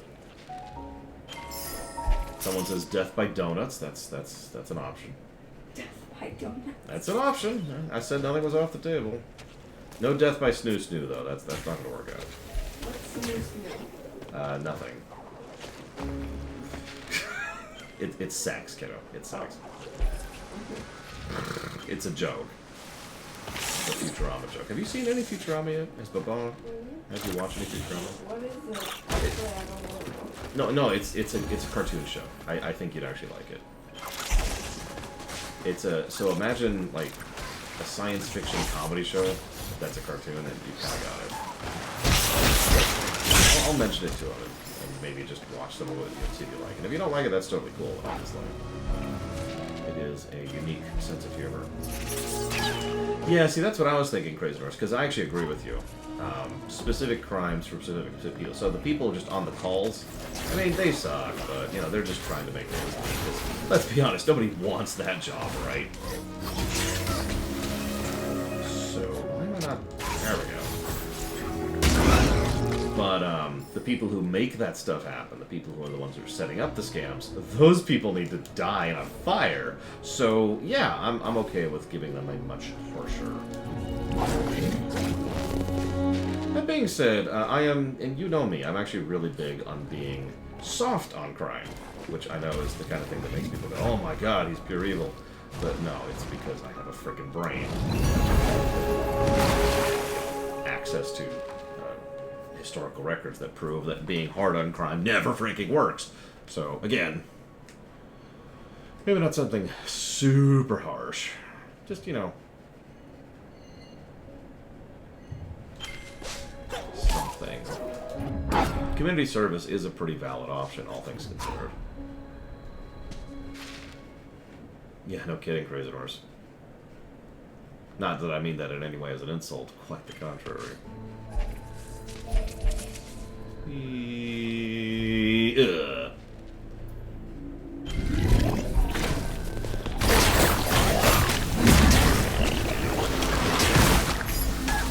But yeah, even if you don't particularly want to care about criminals or treat them like they're inhuman, which is a really common mindset, honestly. The fact of the matter is, if you are harsh on crime, what you do is you encourage it. That is a very, very, very, very, very common problem. It's the age-old problem. If you... Here in the States, if you commit a felony, then your life is, not over, but like, good freaking luck, you know? The next 6 years of your life, minimum, are screwed. Because felonies get in the way of everything here in the States, right? Like, you can't get a loan, you can't get many jobs, good luck getting a place to live. Most people look at you differently. Oh my god, you're a felon. And it doesn't matter what that felony is, and that's kind of the problem right there, is the fact that it doesn't matter what the felony is. All that matters is you got a felony. So, your life is now screwed because you're now a felon and you just can't make things happen. What does this have to do with being soft on crime? The problem is that policy comes about as a result of being hard on crime, of being like, alright, we need to be very, very terrible about felons, and we need to make sure that nobody wants to be a felon in order to make sure that nobody's committing crimes. And so people who have become a felon have no real reason to not keep doing crime, or to not do worse crimes, because the penalty is the same. It's the same consequence. If you are, however, lighter on crime, then you not only give them an out, an option, but you give them a built-in motivation to not actually continue committing crimes or do higher or worse crimes. This is not presumption, by the way. And yeah, I was even getting into the 3 strikes laws, so for those of you who don't know, okay, they vary a little bit based on state, but in the states I am most familiar with. Keyboard? I'm sorry. Can I get a hug before you go? Love you. You go to see Ari? Okay, cool. In the states I'm most familiar with, the way it works with the 3 strikes laws is very, very simple. Let's say you jaywalk, or something really, really, really low tier, and you're caught, okay, like you do. Okay, no problem, that's whatever. But then you do it 2 more times. Felony.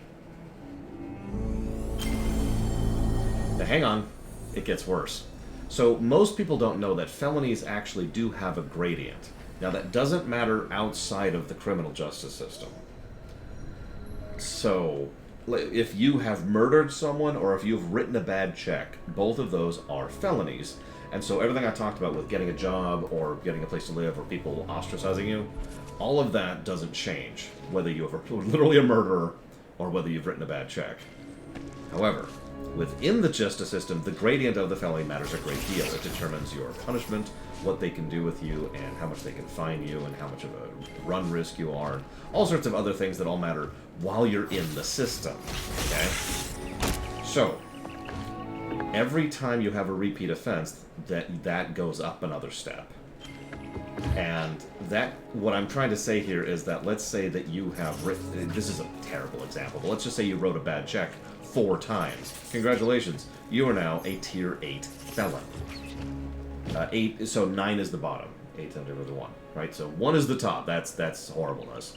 But down here, a stage 9 felon is as low as it gets. That's the really petty stuff. But because of the fact that you've done a petty crime, a misdemeanor 4 times, 3 times puts you up to a tier 9 felon. 1 more recurrence, doesn't matter what it is, you're now a tier 8 felon. Make sense? No, it doesn't make sense. It's stupid. But you see the logic that goes into it. The horrible, horrible logic of we need to be tough on crime. So,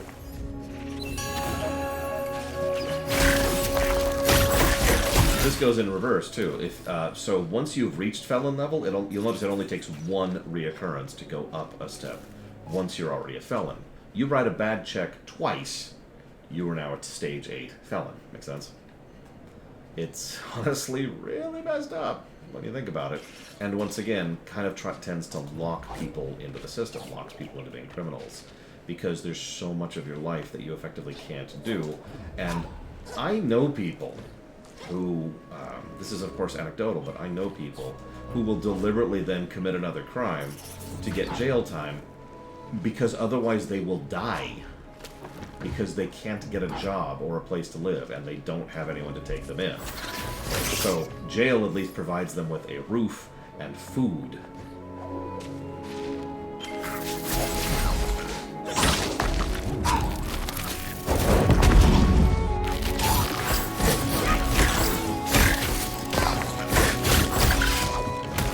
Sorry for going way off topic onto this whole point here. I don't remember what started this conversation. Oh, right. I was talking about what we would do to scammers. I'm completely with you that on it. I would rather die.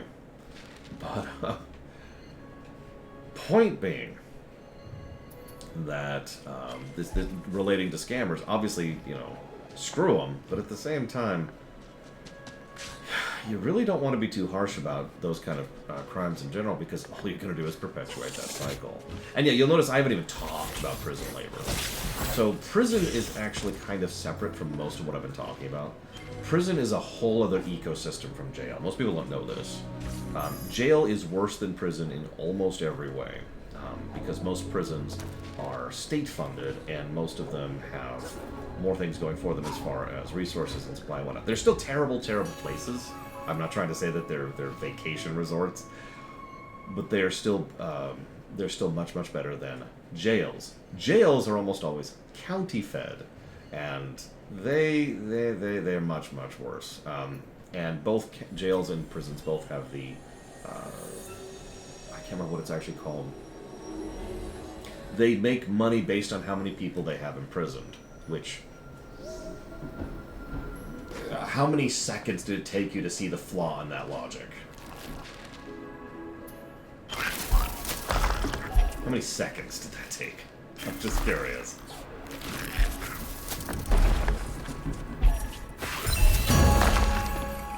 And what's really funny, I've noticed this a lot. The more I study society, civilization, culture, whatever you want to call it, the more I see that there's a recurring problem when you come up with an easy, simple solution, and it's actually like one of the worst things you could do, because the moment you think about it with any depth, the moment it's like, oh wait, that won't work at all. Because you can see the simple logic there. A prison has 200 people inside, so they need enough money in order to afford 200 to take care of 200 people. Logic, right? But then you tie their budget to that. In fact, you restrict their budget if they have less people involved, and all of a sudden, oh, hey, people are actively being encouraged in order to imprison people and keep people imprisoned, or also on the subject, to pretend they have people imprisoned and share credit for that. That's a whole other system, by the way. It's called farming. It's literally called farming out prisoners. In order to try and keep their numbers high so they can keep their budget. Because that's how the system was built. Because they're encouraged to have more people. Cool!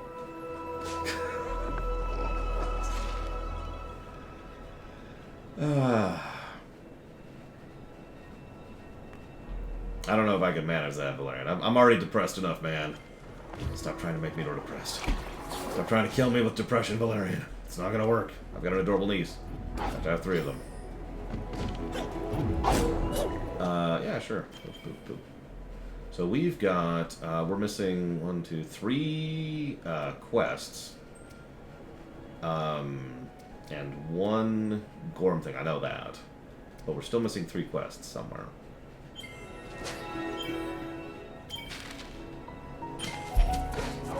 I wonder if one of them is this very thing I'm about to do right now. Because I don't remember if races qualify this quest.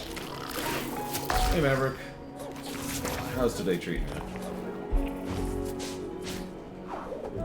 I suppose I tend to think about things like this.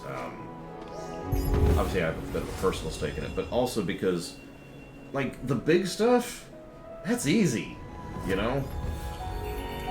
The big, obvious things that are wrong with, you know, the world or society or whatever, that's easy stuff.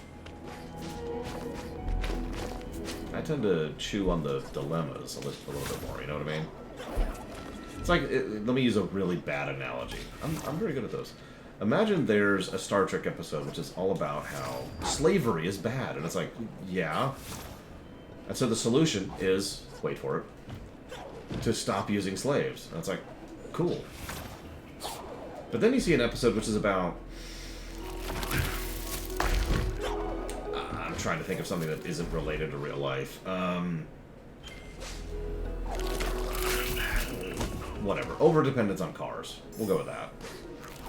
That's not an easy solution. In fact, there is no easy solution there. How do you fix that nonsense? Okay, so where are we going? Down. Oh, jeez. Oh, jeez. Oh, jeez. Oh, God, this one's gonna suck. This one's gonna suck. Woo! Okay. I mean, that's sort of exactly my point. I was just... You don't just fix... Oh, Jesus. The car problem by doing something. Oh, my God, I can't even talk right now. I can't even talk right now. I have lost the voice. And now I'm stuck here.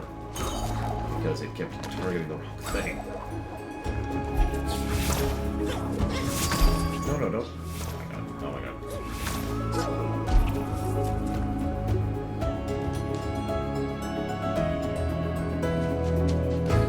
No, I know that the whole forum isn't filled with scumlords. It's just, you can understand why I have a bit of a personal grudge in the situation. And yes, I'm well aware of the fact that Google will return that almost universally as one of the first search results for me, if you just Google Lore Runner. Which really sucks. I even know why that's true. It's because several people made it a dedicated effort to constantly train the Google search results for my name in order to try and find that. And by my name, I mean Lore Runner, to be very clear about that. So, that's cool. It's nice having people so dedicated to trying to destroy my life as thoroughly as possible.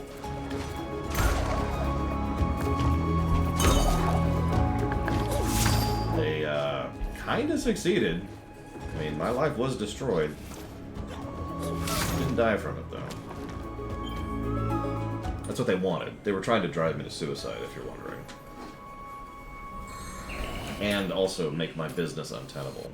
The idea being that no streamer could ever be successful with such a tarnished name.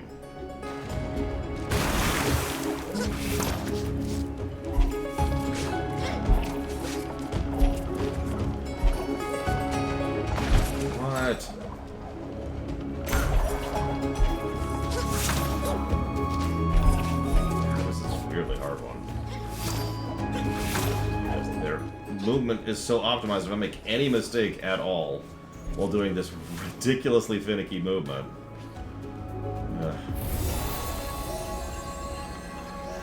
No, it is in fact them. It is the people who falsely accuse me.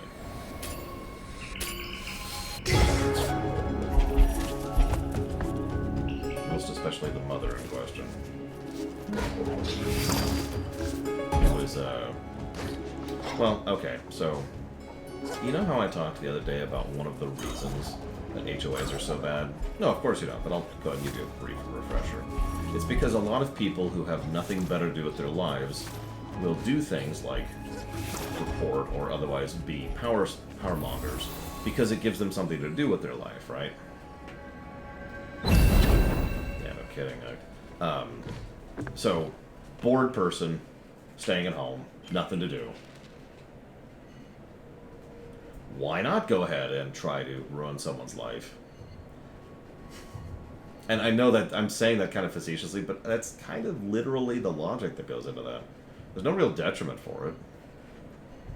So they just sit there and they spam and they train search engines and they spread the word, so to speak, as far and wide as possible, and they always do it a little bit differently to make sure that the misinformation is there.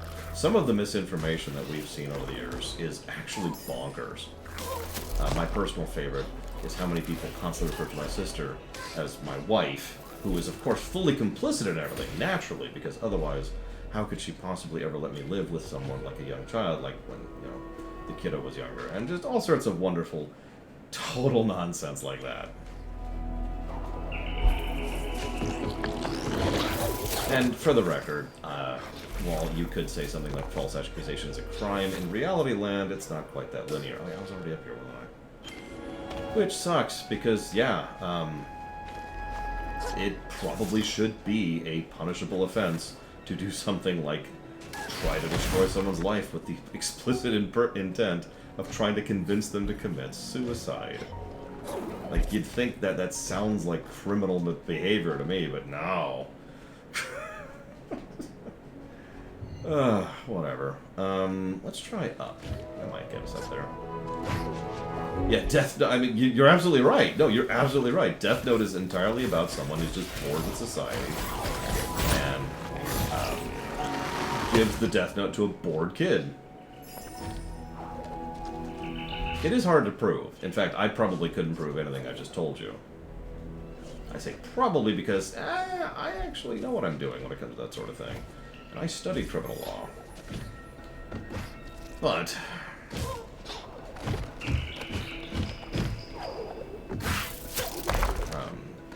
I mean, as weird as it's going to sound, what's the point?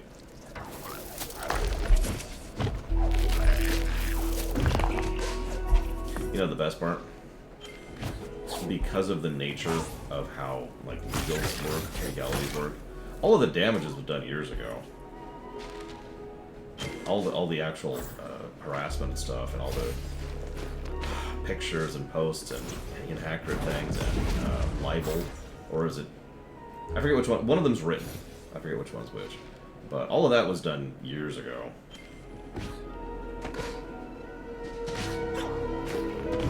Libel is press. Okay, so yes, it was libel. Thanks, Fox News. But,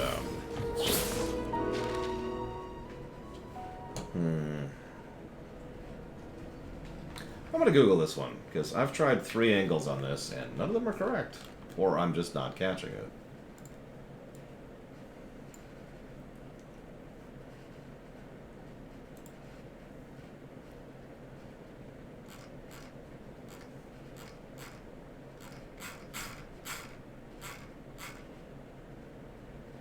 Okay, where are we?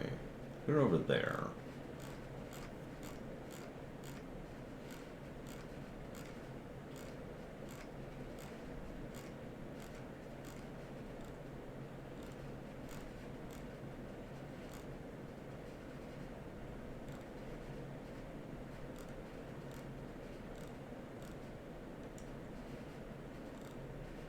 This is an ore? No, this isn't an ore. This is like an energy cell.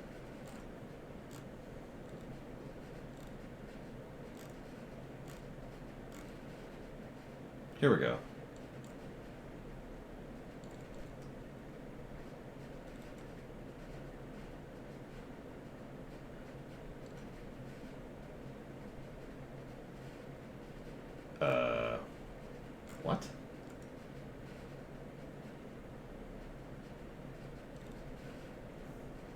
when you hit the wall, drop down. Okay. Yeah, it's really bad in the States, Breaking Horse. There's actually a law that says that teachers in the States can't have social media accounts that are connected to their teaching accounts. Now, that law is only partially enforced, because how the hell do you enforce that? But every time it's violated, what almost always happens is the teacher not only gets fired, but usually gets blacklisted, which means their career is over.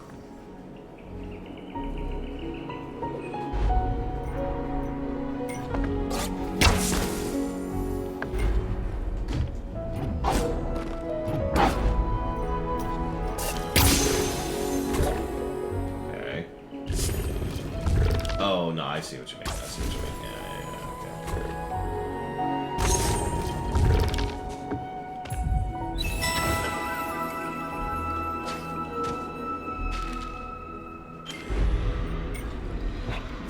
Yeah, okay, so that should be, yep, 100% ink water. 100% Luma, 100% Wellspring. 96%. Bowers Reach. Yeah, let's do Bowers Reach. Let's get this out of the way.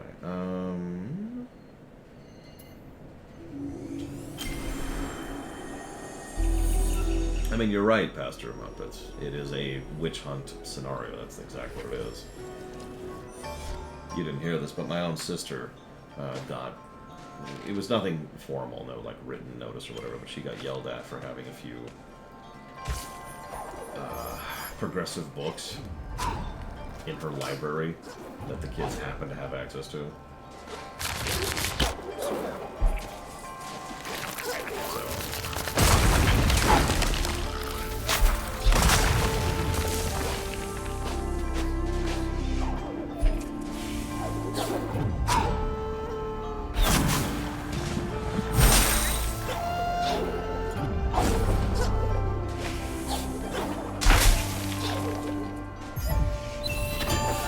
No. We're not in Florida. God, hell's bells. If I lived in Florida, I'd just shoot myself. Deal bonus damage whenever half life. That's not bad. But...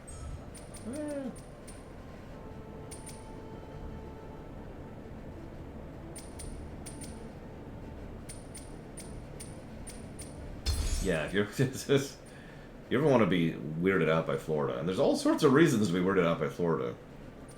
Look up road construction in Florida sometime.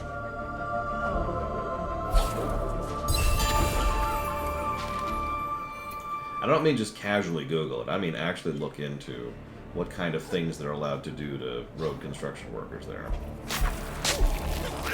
And how many worker protections they have. Or rather... don't. Like, I don't want to exaggerate, but there are places in Florida that are really messed up. Now, in the interest of fairness, that's true in a lot of states. It's not like Florida has the monopoly on that.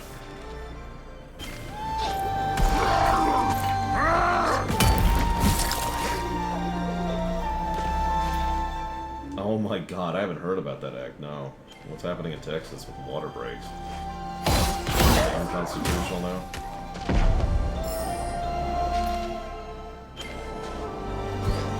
Oh, I did get this, and then I died a bunch, and I undid it. Okay, up and right, it looks like?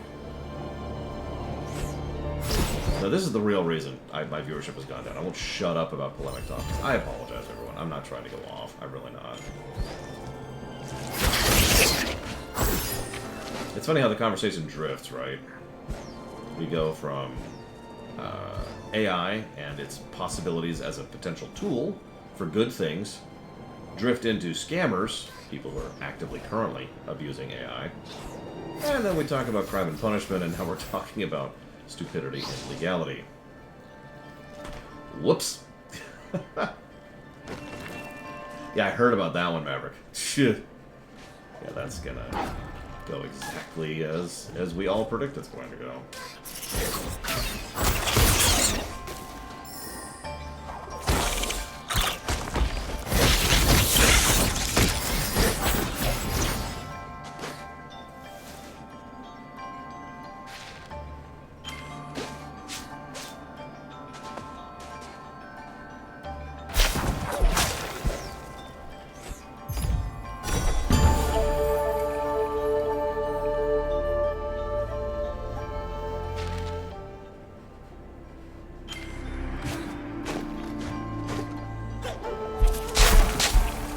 many of you... I'm going to touch on one last polemic thing really, really briefly here. How many of you have ever seen Fight Club? No, I'm not advocating the stupid thing he talked about. Don't go into that. No, there's a specific reason I'm bringing it up.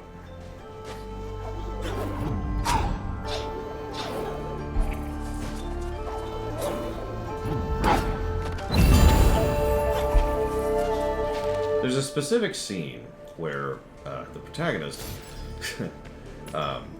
is talking to some rich guy. God, I don't even remember who. Doesn't even matter. And he's like, hey, yeah, so, you know, hey, we clean your crap. We build your pools, and I forget the whole speech. You know the speech, yeah, you know the scene, right? And maybe I'm just weird. Maybe I'm dumb. But, like, doesn't that just sound like normal, logical duh? Like, you don't screw with the janitor because you know what the janitor does for a living, right? You know what happens when the janitor stops doing that for a living, right?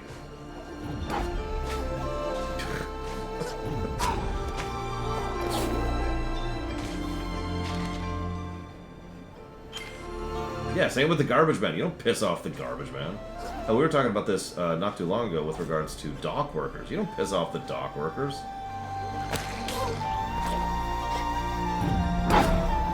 You might think, what's so big about a dock worker? Do you know how much international trade goes by boat? I'll give you a hint. A huge amount. Most of it, I'm pretty sure. Yeah, don't disrespect the food service. Don't disrespect any of it, really. Yeah, actually, you're right, Zara. You're absolutely right. There was a freaking Simpsons episode. A good Simpsons episode, back when Simpsons was actually good. Well, which was all about what happens when you disrespect the garbage worker. And yeah, that didn't work out well for him. Correct, Crazy Norse. But that's part of the reason why.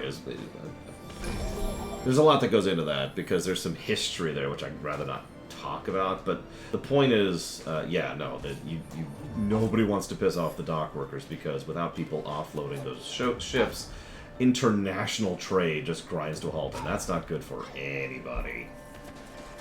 Nobody likes that, even the rich people. I shouldn't say that way. You know what I mean, though.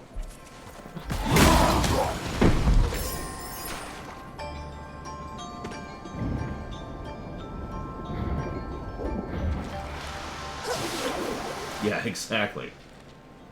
Something goes bad with the docks, and trade grinds to a halt in a hurry.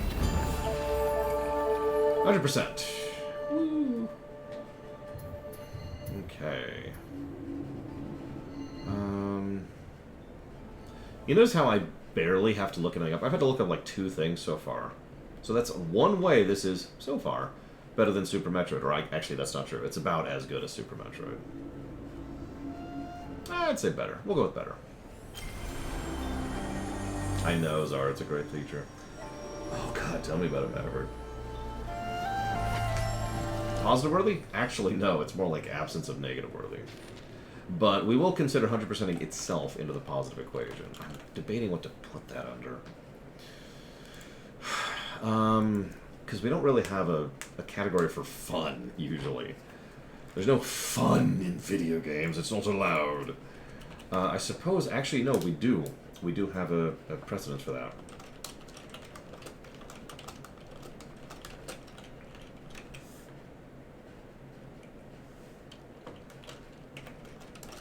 Because we've been covering a few games like that recently. Shovel Knight. Back to the pixel points. I want you to make all this pretty stuff a little bit more pretty. It needs to be exactly 1% prettier.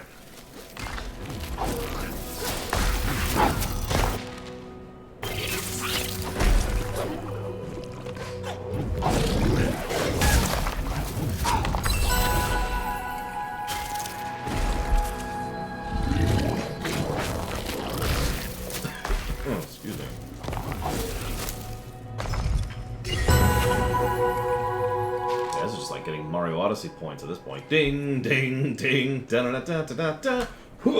Okay, Somebody get that.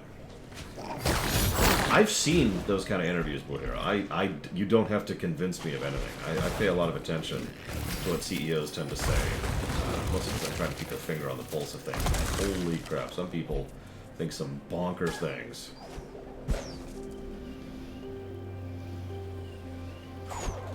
When it comes to game design and the gaming industry and all sorts of fun stuff like that. Okay, so there's the item we missed. This one ore.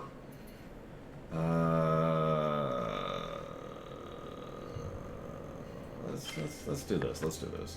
Who's the smartest CEO in gaming?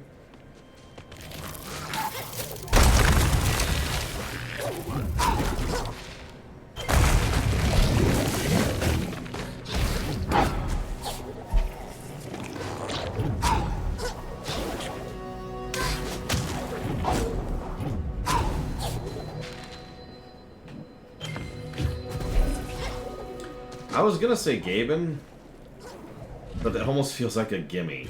Also, I'm not 100% sure if he's the CEO or not.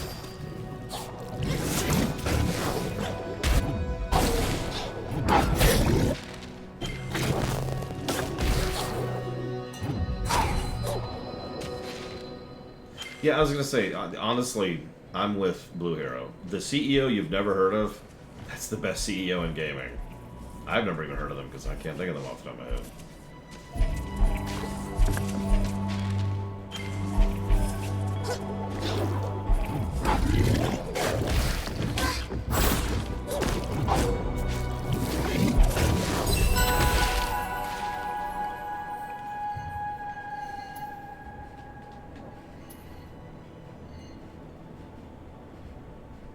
No, I will never do a rumination on Starfield because there are no more ruminations, period. We discontinued ruminations a while ago. Having said that, will we be covering Starfield? Probably. That's another game that's probably going to get dealer's choice pretty early once we're past most of the initially. I've been very severely tempted to go ahead and shove Starfield towards the front of the list so we can play it soon to when it comes out. Probably a couple weeks after it, but still, you know, when it comes out. There's a really good chance Starfield will get a highlight. Like, it's a Bethesda game. In fact, I'm probably going to ask for that for all the RPG games. Having said that, I don't know how I'm going to afford that because I'm piss broke right now. I'll figure something out. Well, right now, so right, you asked me about Mr. Red being the highlight person, and I said, I'll tell you about it, and then I completely spaced on that. 100%. Okay, so simplest way to explain. Mr. Red's awesome and does some great work with the highlight reels, and I'm not just saying that because he's been helping. I do think he really does an excellent job with that. So, no joke or exaggeration or licking his boots or anything like that.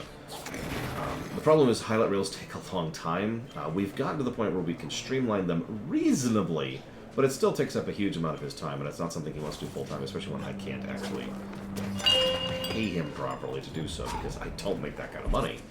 So, right now, highlight reels are all completely on volunteer work. So for a game that I feel like we can actually do a highlight reel on, like something I feel is highlight worthy, like we had, I think, with Bloodstained.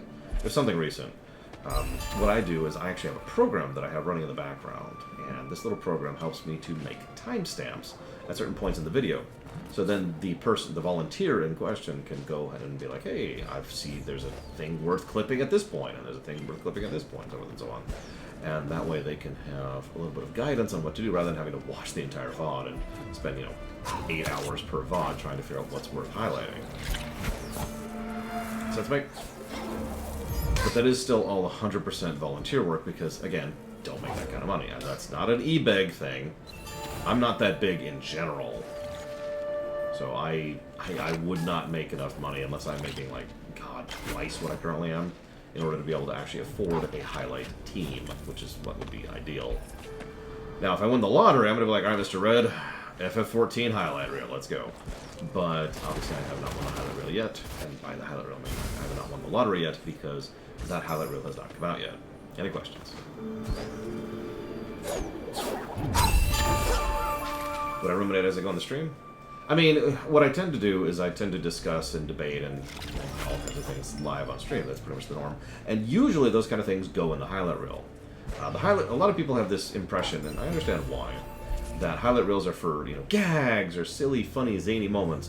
And while those do make up a portion of highlights, highlight reels are also for discussions and debates and topics and concepts and all kinds of other fun stuff.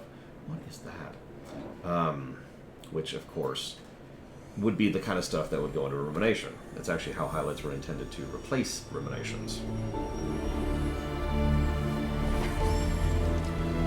Yeah, no kidding, Lord Harriman. I'd just be like, all right, Mr. Red, I'm gonna hire you to do the highlight reel, but you can't tell anybody. If you do, you're fired immediately. Also, we don't want to do highlights for every game we cover, because that would be silly to begin with. Not every game is worth doing a highlight reel. This one would probably be a good one to do one for, but unfortunately, I haven't been taking notes this whole time, so who knows? Actually, that's extremely legal, Crazy Horse. It's really easy. All you have to do is look at every voice actor in the history of the ever, for one. Don't talk about the fact that you have this job until it's okay to.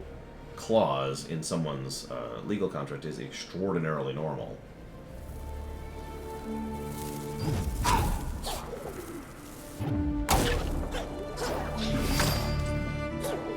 Yeah, that kind of stuff is covered under a basic NDA.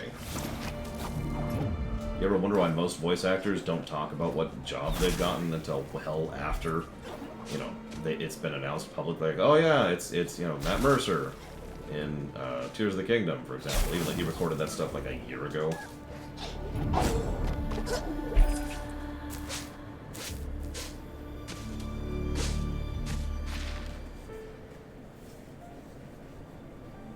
It's funny you say that, Mr. Enzyme. We're actually going to be streaming Dragon Age 2 relatively soon. About a month and a half from now-ish. Rough estimate. Oh, that's instant death. Hi, Evo. If only Evo was here to help me gauge the visuals and audio of this place. Alas!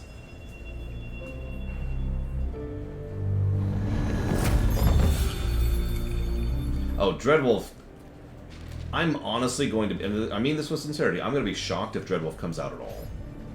It has more likeliness to come out than Mass Effect 5, excuse me. But, yeah, I'll believe it when I see it. And if it does come out, then it's probably gonna suck. I have zero faith, and I have negative faith in Dragon Age 4 right now.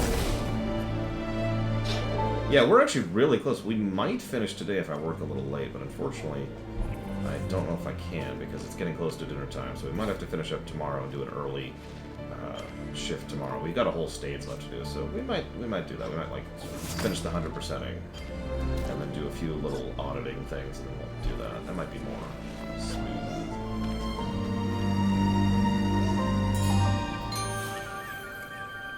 Okay, so up, up, over, up, up, up. Yeah, this is okay. This is gonna suck.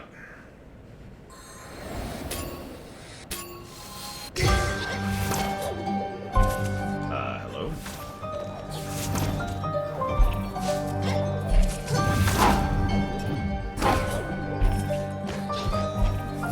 Ah! What button is it?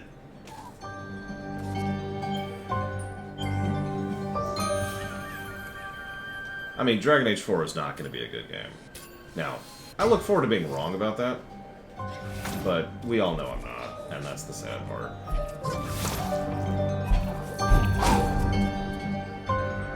Oh, I literally don't have the ability. Okay, that explains that. It unequipped my abilities, that's why I can't do the dash thing.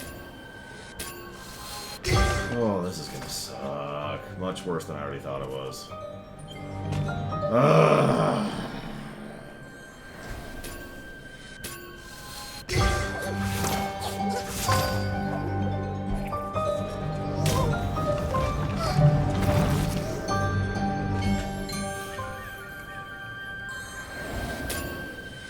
I mean, I'm not even sure Dragon Age 4 is on the list right now, which says a lot about people's willingness to fund it. People's general expectations of the matter. Hello?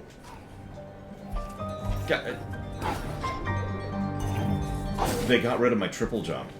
How am I supposed to get up from here? How am I supposed to make this step happen? There we go. Jesus Christ. How am I supposed to do any of this? Okay, hang on. Let's go die really quick.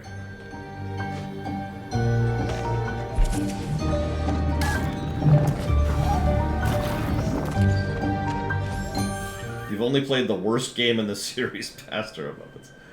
Okay.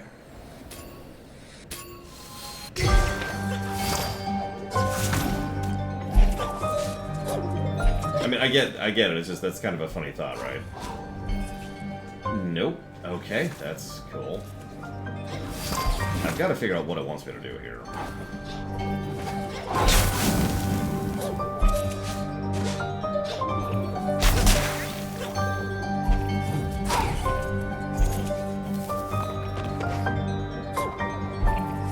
And then I'm gonna have to wait on timing on the bubbles, of course.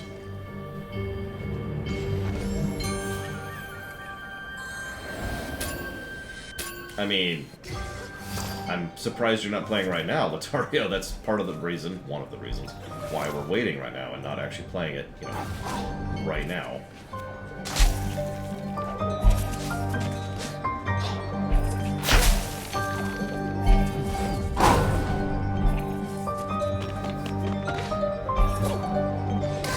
Oh, come on!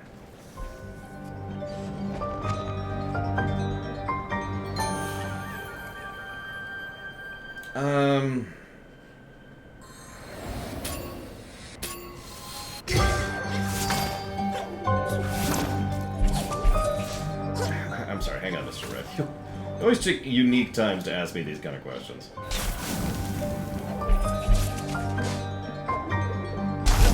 Oh yeah, by the way, do me a favor and do not include the wormhole section. Or if you're going to include the wormhole section, do so with a proviso, you know?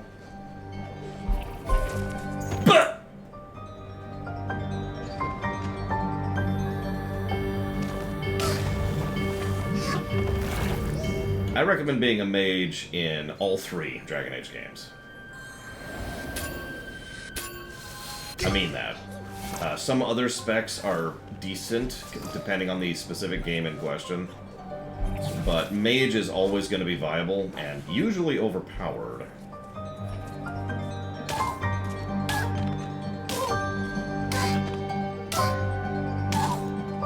I kill myself in pro... Okay, this is taking too long. Jesus Christ, I have too much health! We will, of course, be playing a mage in Dragon Age 2 when we get to there. And in Inquisition. We'll be playing a rogue in Origins. I've been sold on that. I think it was Paramount who sold me on that. Perhaps ironically, and that's that.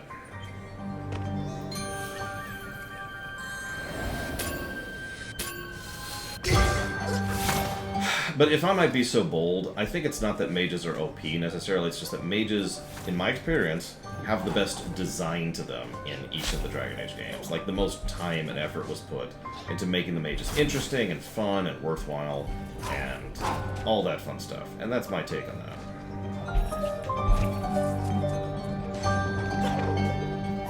Yeah. Okay. Probably human noble, Latario.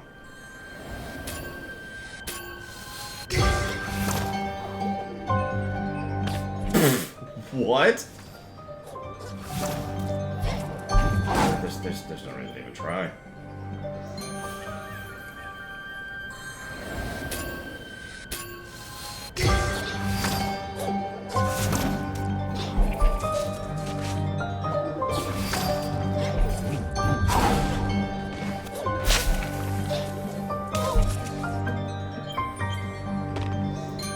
Of course, Eva. This is awful. So, this is actually going to get a negative, by the way. So let's explain why this is awful. Is it because it's hard? No. First of all, a huge amount of it relies on this. And if you're not familiar with it, this is finicky as hell. Several times now, I have lost an entire run, an entire attempt, because this mechanic has not worked the way it's supposed to. It's probably the finickiest aspect of the controls in the entire game. So that's problem number one. Problem number two is they have gotten rid of all of our movement tech and pushed us to an area that's designed for endgame movement. So if we make any mistakes at all, we're screwed. Complete lack of any kind of thingy that I can't think of the word of right now. Margin of error. There's no margin for error.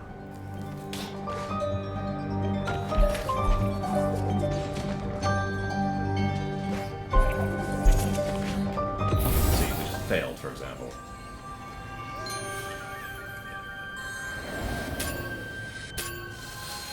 We're doing a race, Bleachable. Races turn off movement kit. Just straight up disabled.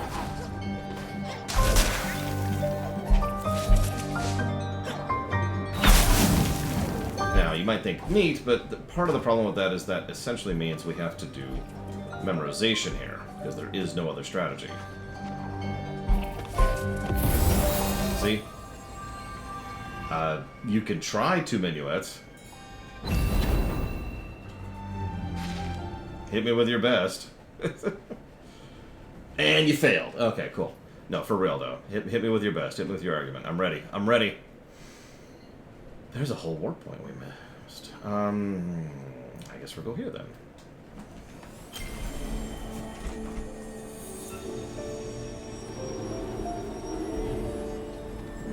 My favorite is probably Dwarf Noble or Dwarf Commoner, followed by Dwarf Noble or Dwarf Commoner, for those curious.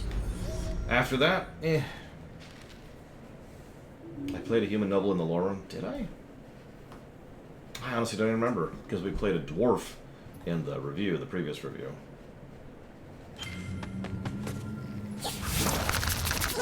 Well, I don't want to be...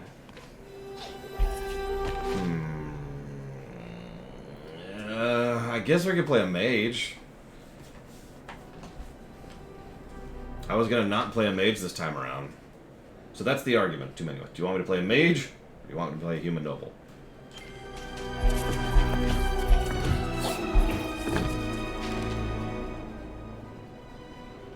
Oh no!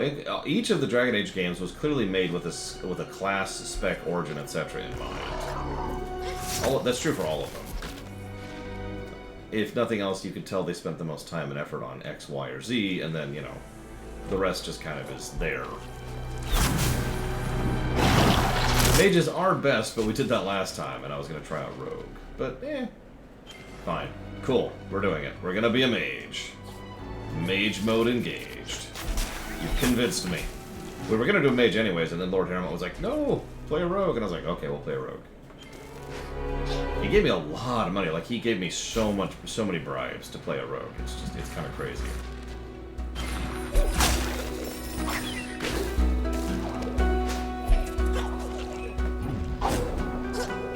I know you're there.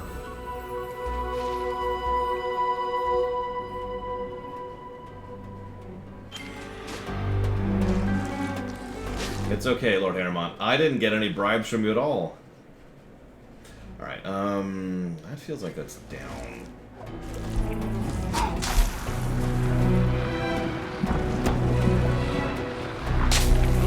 Because it is.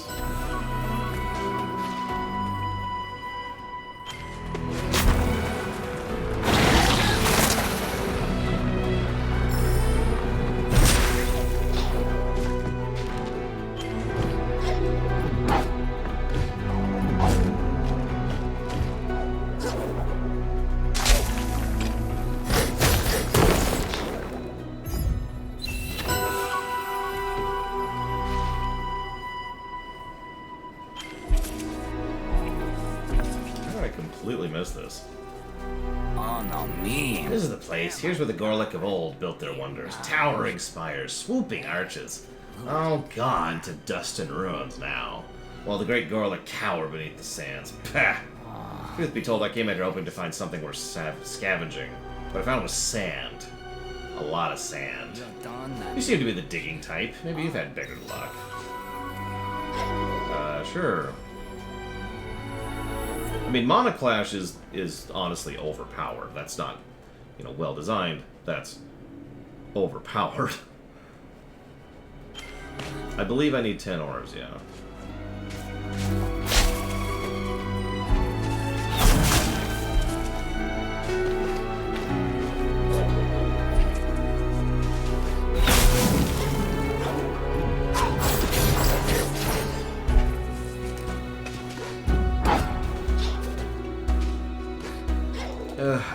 What's the point of playing a Dalish Elf? First of all, elves suck in Dragon Age Origins. But second of all, Dalish Origin is just the most vanilla, boring one there is.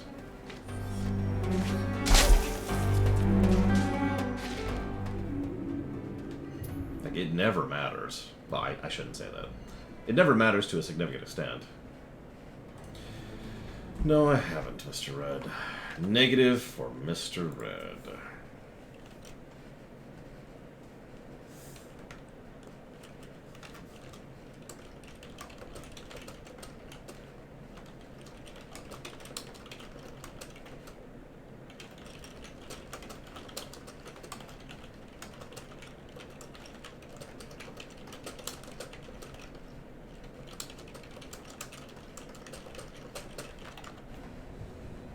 I think Dalish Elf...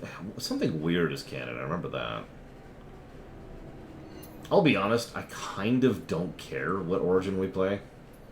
So, honestly, if you guys, like, vote for me to play Dalish, I don't care, because it doesn't matter. This is one of the things I talked about. In fact, I think we might even be willing to argue a negative for that in Dragon Age Origins, because your Origin does not matter. It changes the intro, that's cool. I like that. And then it usually comes up one other time, maybe two, and that's it. In a game that's 60 hours long, you might get a couple of additional lines of dialogue and maybe one other quest, and that's kind of it. And that's not great. It stinks to me of choice for choice's sake, rather than actually being anything that's meaningful. That's always irritated me. So, 15 negatives for Evo, or I mean...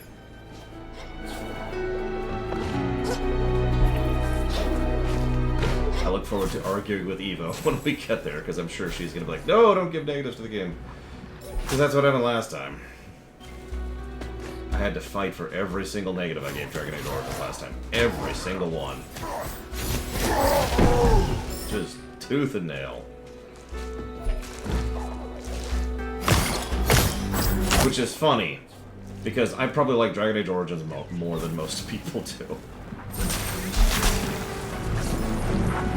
Hell, it was one of our highest rated games ever last time we went through. Left?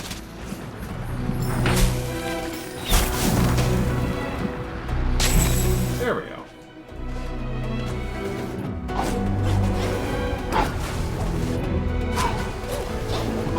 Okay, this is interesting. Cool. Enemies respawn faster. Why?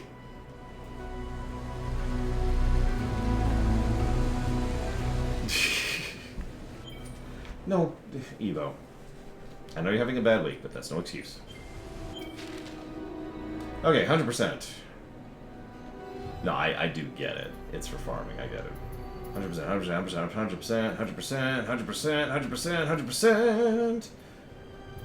Alright, let's go back here. And turn in some stuff. It's actually an interesting question. Who is the majority shareholder in Dragon Age? I'll have to look that up. It's probably more than one person, because it's a lot of people. Remember. Oh, back. Oh. We are missing 2 ores. Yeah, that's... Well, where's a 97? God damn it.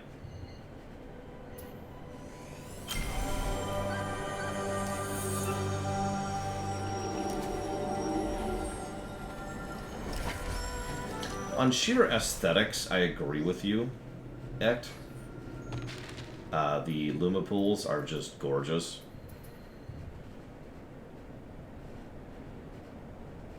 That's not what I meant.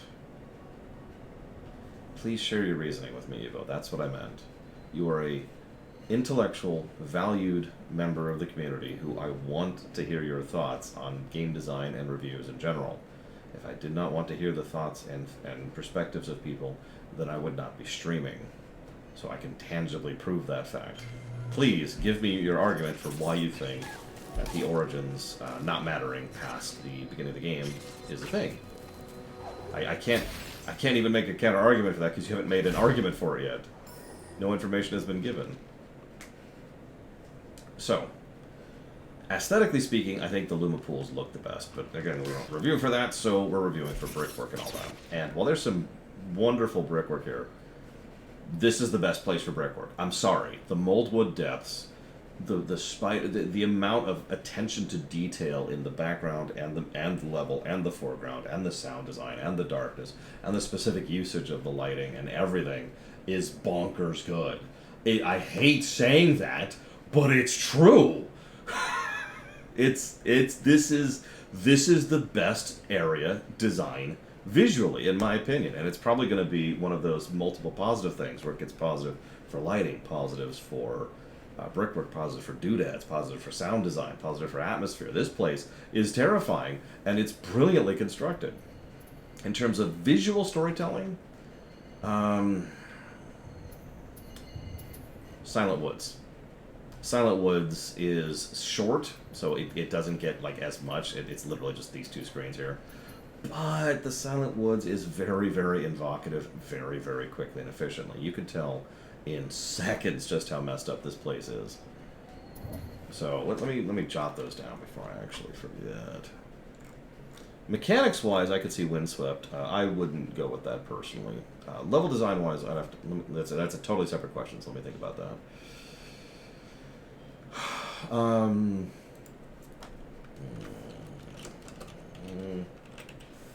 Luma Pools is there, and then Moldwood is there.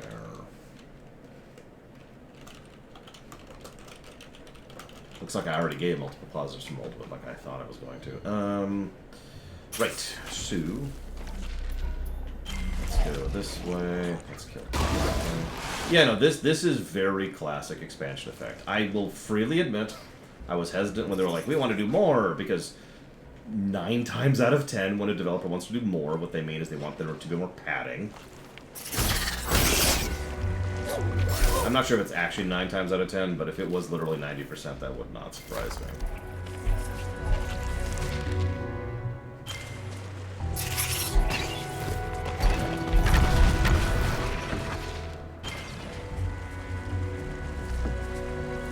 Yeah, no. As I've said many, many times, the length of the game isn't really the part that matters. A game being longer is not inherently a bad thing, any more than it's inherently a good thing. I saw it as I was passing. Because, yeah, bloat tends to happen. Burnout tends to happen. Running out of ideas tends to happen. It's no wonder this game got delayed, what was it, 3 times?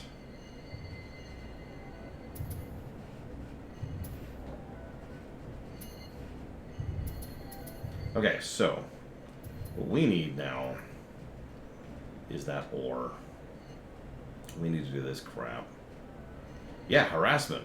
That's all the talks about crunch culture and arguments and off-color jokes. I believe 100% of those because, of course, those people were terribly stressed. Cramming to make this game. I know there's 196. It's the town. So I'm like reasonably certain that what we actually need to do is to finish the town.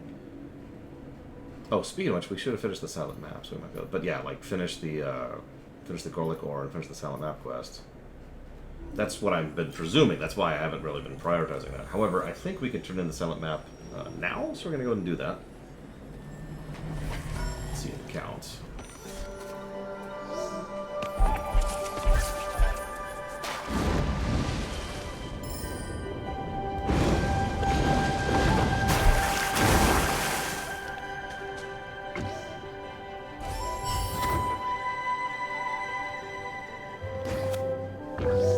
Ah!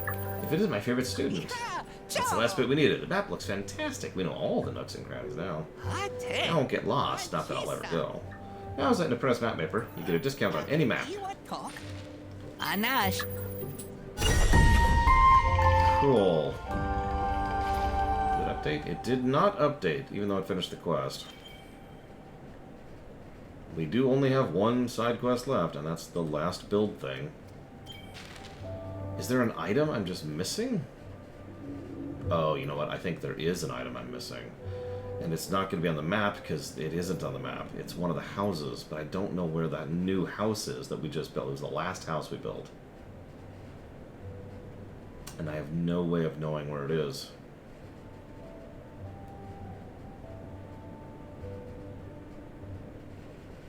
Other than random guesswork.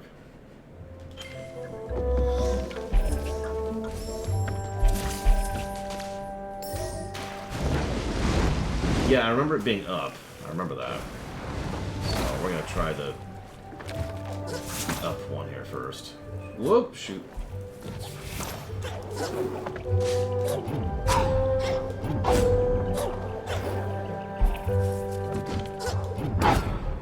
Yeah, at least we can go bzzz. Okay, so okay, that's the lantern. Okay, don't mind you.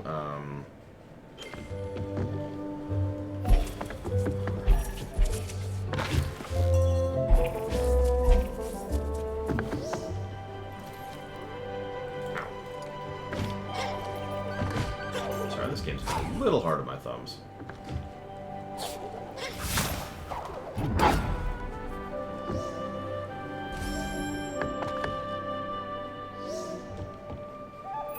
I can't wait to go outside and explore more. Maybe I'll stay here and tell the other explorer monkey about my exploring. That's a much better idea.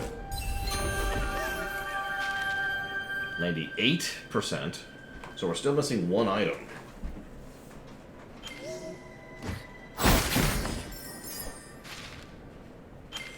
We were at 96. Okay.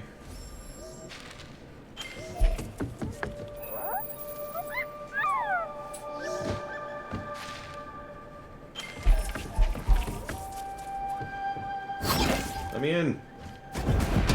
Let me in. No, we were at 96. Now we're at 98 when we got one item. So, one item is 2%. There's 50 items. See? So we are missing one item.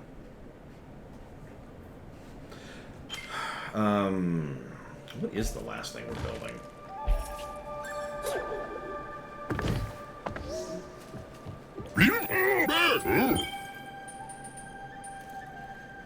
Finishing touches of decoration. That doesn't sound like an unlock thing, but who knows?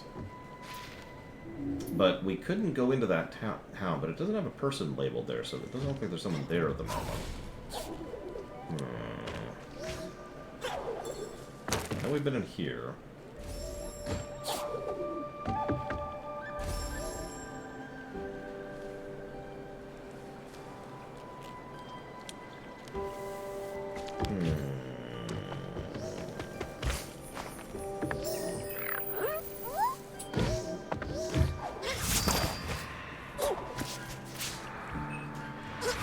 Come on, game.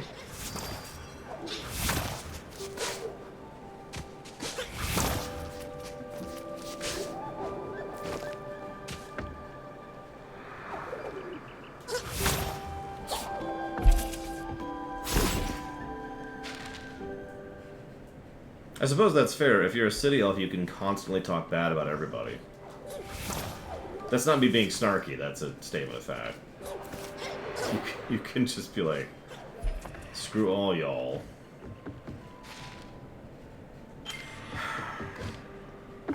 I suppose I acquiesce the point. I won't give it a negative then. I kind of have it... My point hasn't been addressed, but I will acquiesce your point.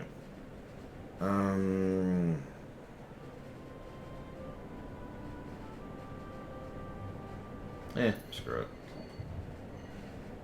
What was my point? I don't feel like my origin matters.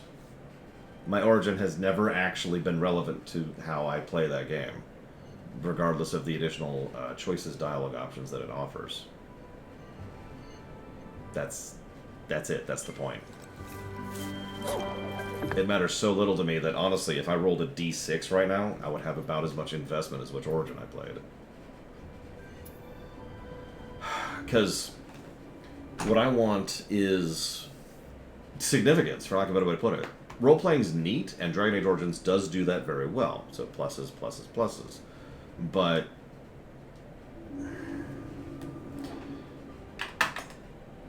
I want something meatier. I don't have a better way to put that. I want it to have some large-scale significance on the fact that I am a such and such.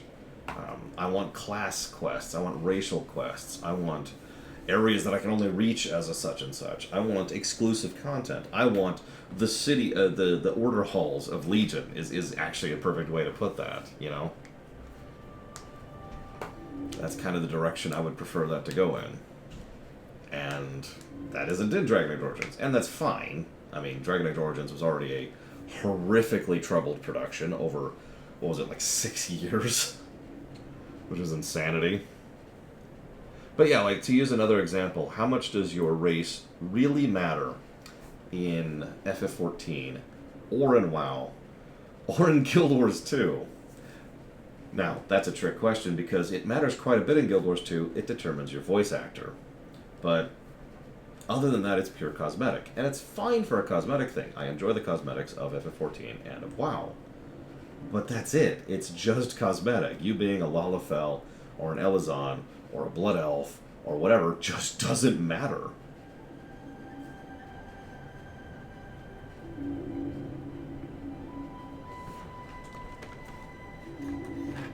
I saw something when I was Googling earlier. I want to double check on that. There it is, Wellspring Glades.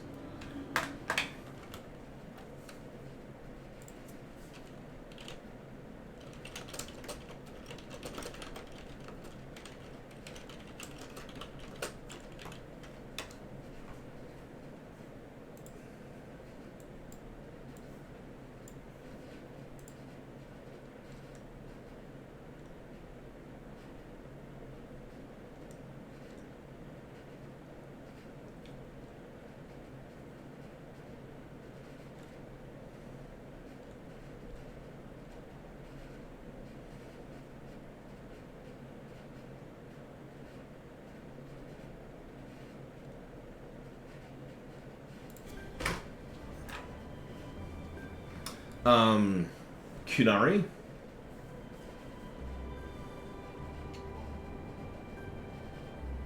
And I can't guess the other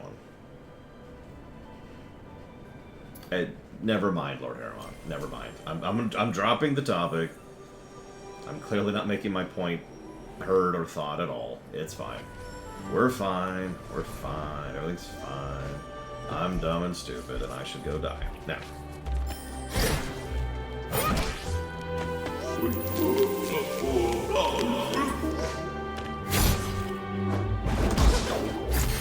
Nope, that wasn't it. Human Commoner and Mage Apostate. Lol.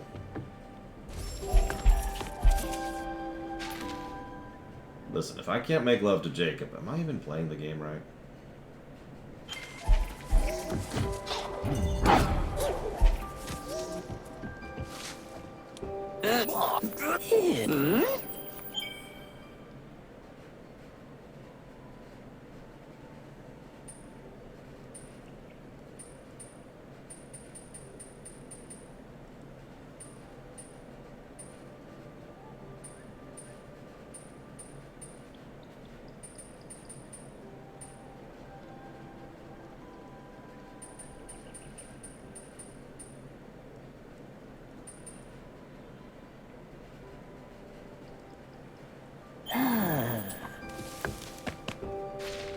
Yeah, I saw that.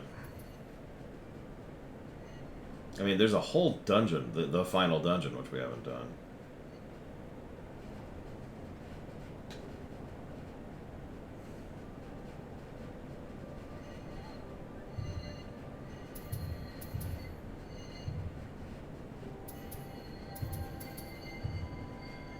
Just kind of mousing over, so to speak, here a little bit.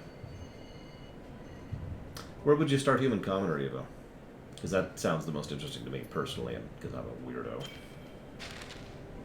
Dorcas.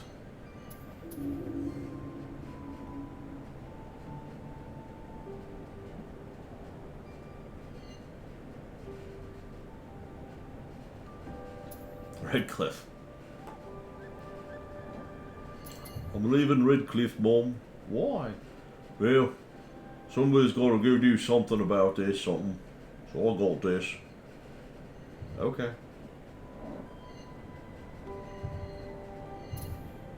Honestly, I'm looking for anything, Act. Okay, so that is a life fragment. There's a spirit life. There's a spirit. Well, I already get that. There's an ore. Light, ore. No abilities. No nothing up there, actually.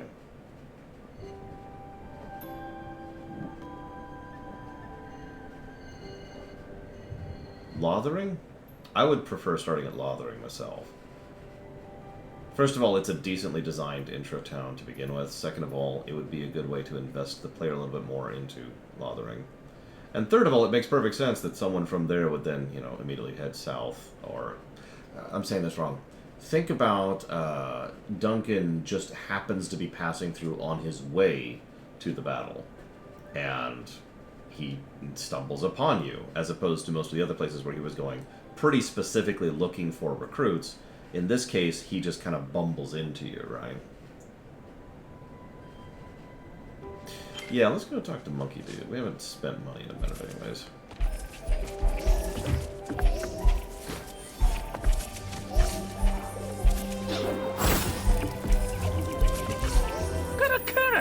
What no? Well, that answers that. And while we're here.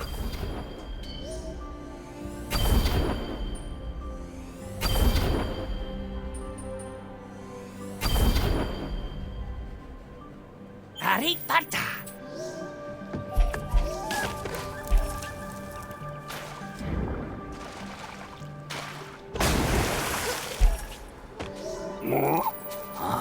Meat hamburger. Oh, meat hamburgers.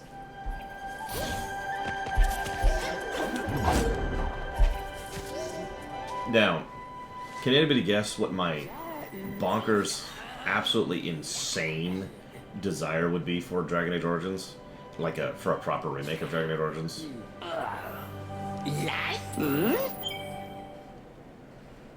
The answer is no, you can't, but it'd be interesting. So we're missing one shard.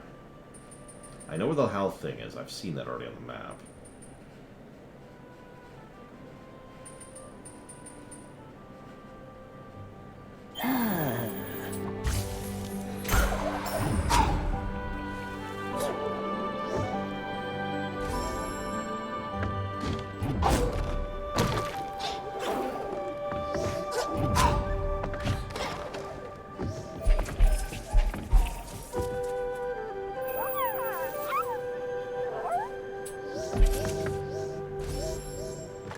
No, voice acting is pretty reasonable, and may even happen someday if we ever get to the point where they start doing remakes of Dragon Age games. No, my bonkers idea is to add co-op. And to make it so that each player can play one of the different origins.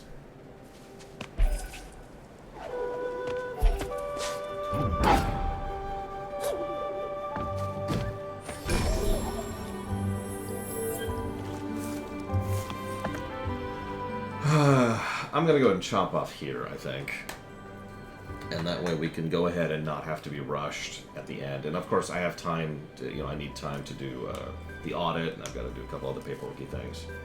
So tomorrow, at roughly 9 a.m. Eastern Standard Time, hopefully we will be concluding this game and moving on to Shantae. The same way it does in every other game that allows pausing to minuets. Generally speaking, when a multiplayer game has pausing, what it is like, so like, let's say Evo pauses the game, Now, generally what happens is the game is paused for both of us, and she can give commands or whatever, and you can have an option, a toggle, so either both of us can unpause or only she can unpause. That's something you said in the menu. But also there's a thing where only she can unpause for a few seconds, but if enough time passes, like say 30 seconds, then anybody can unpause.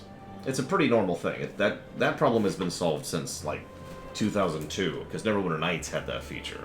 So, anyways, I'll see you guys. You feel better, Evo?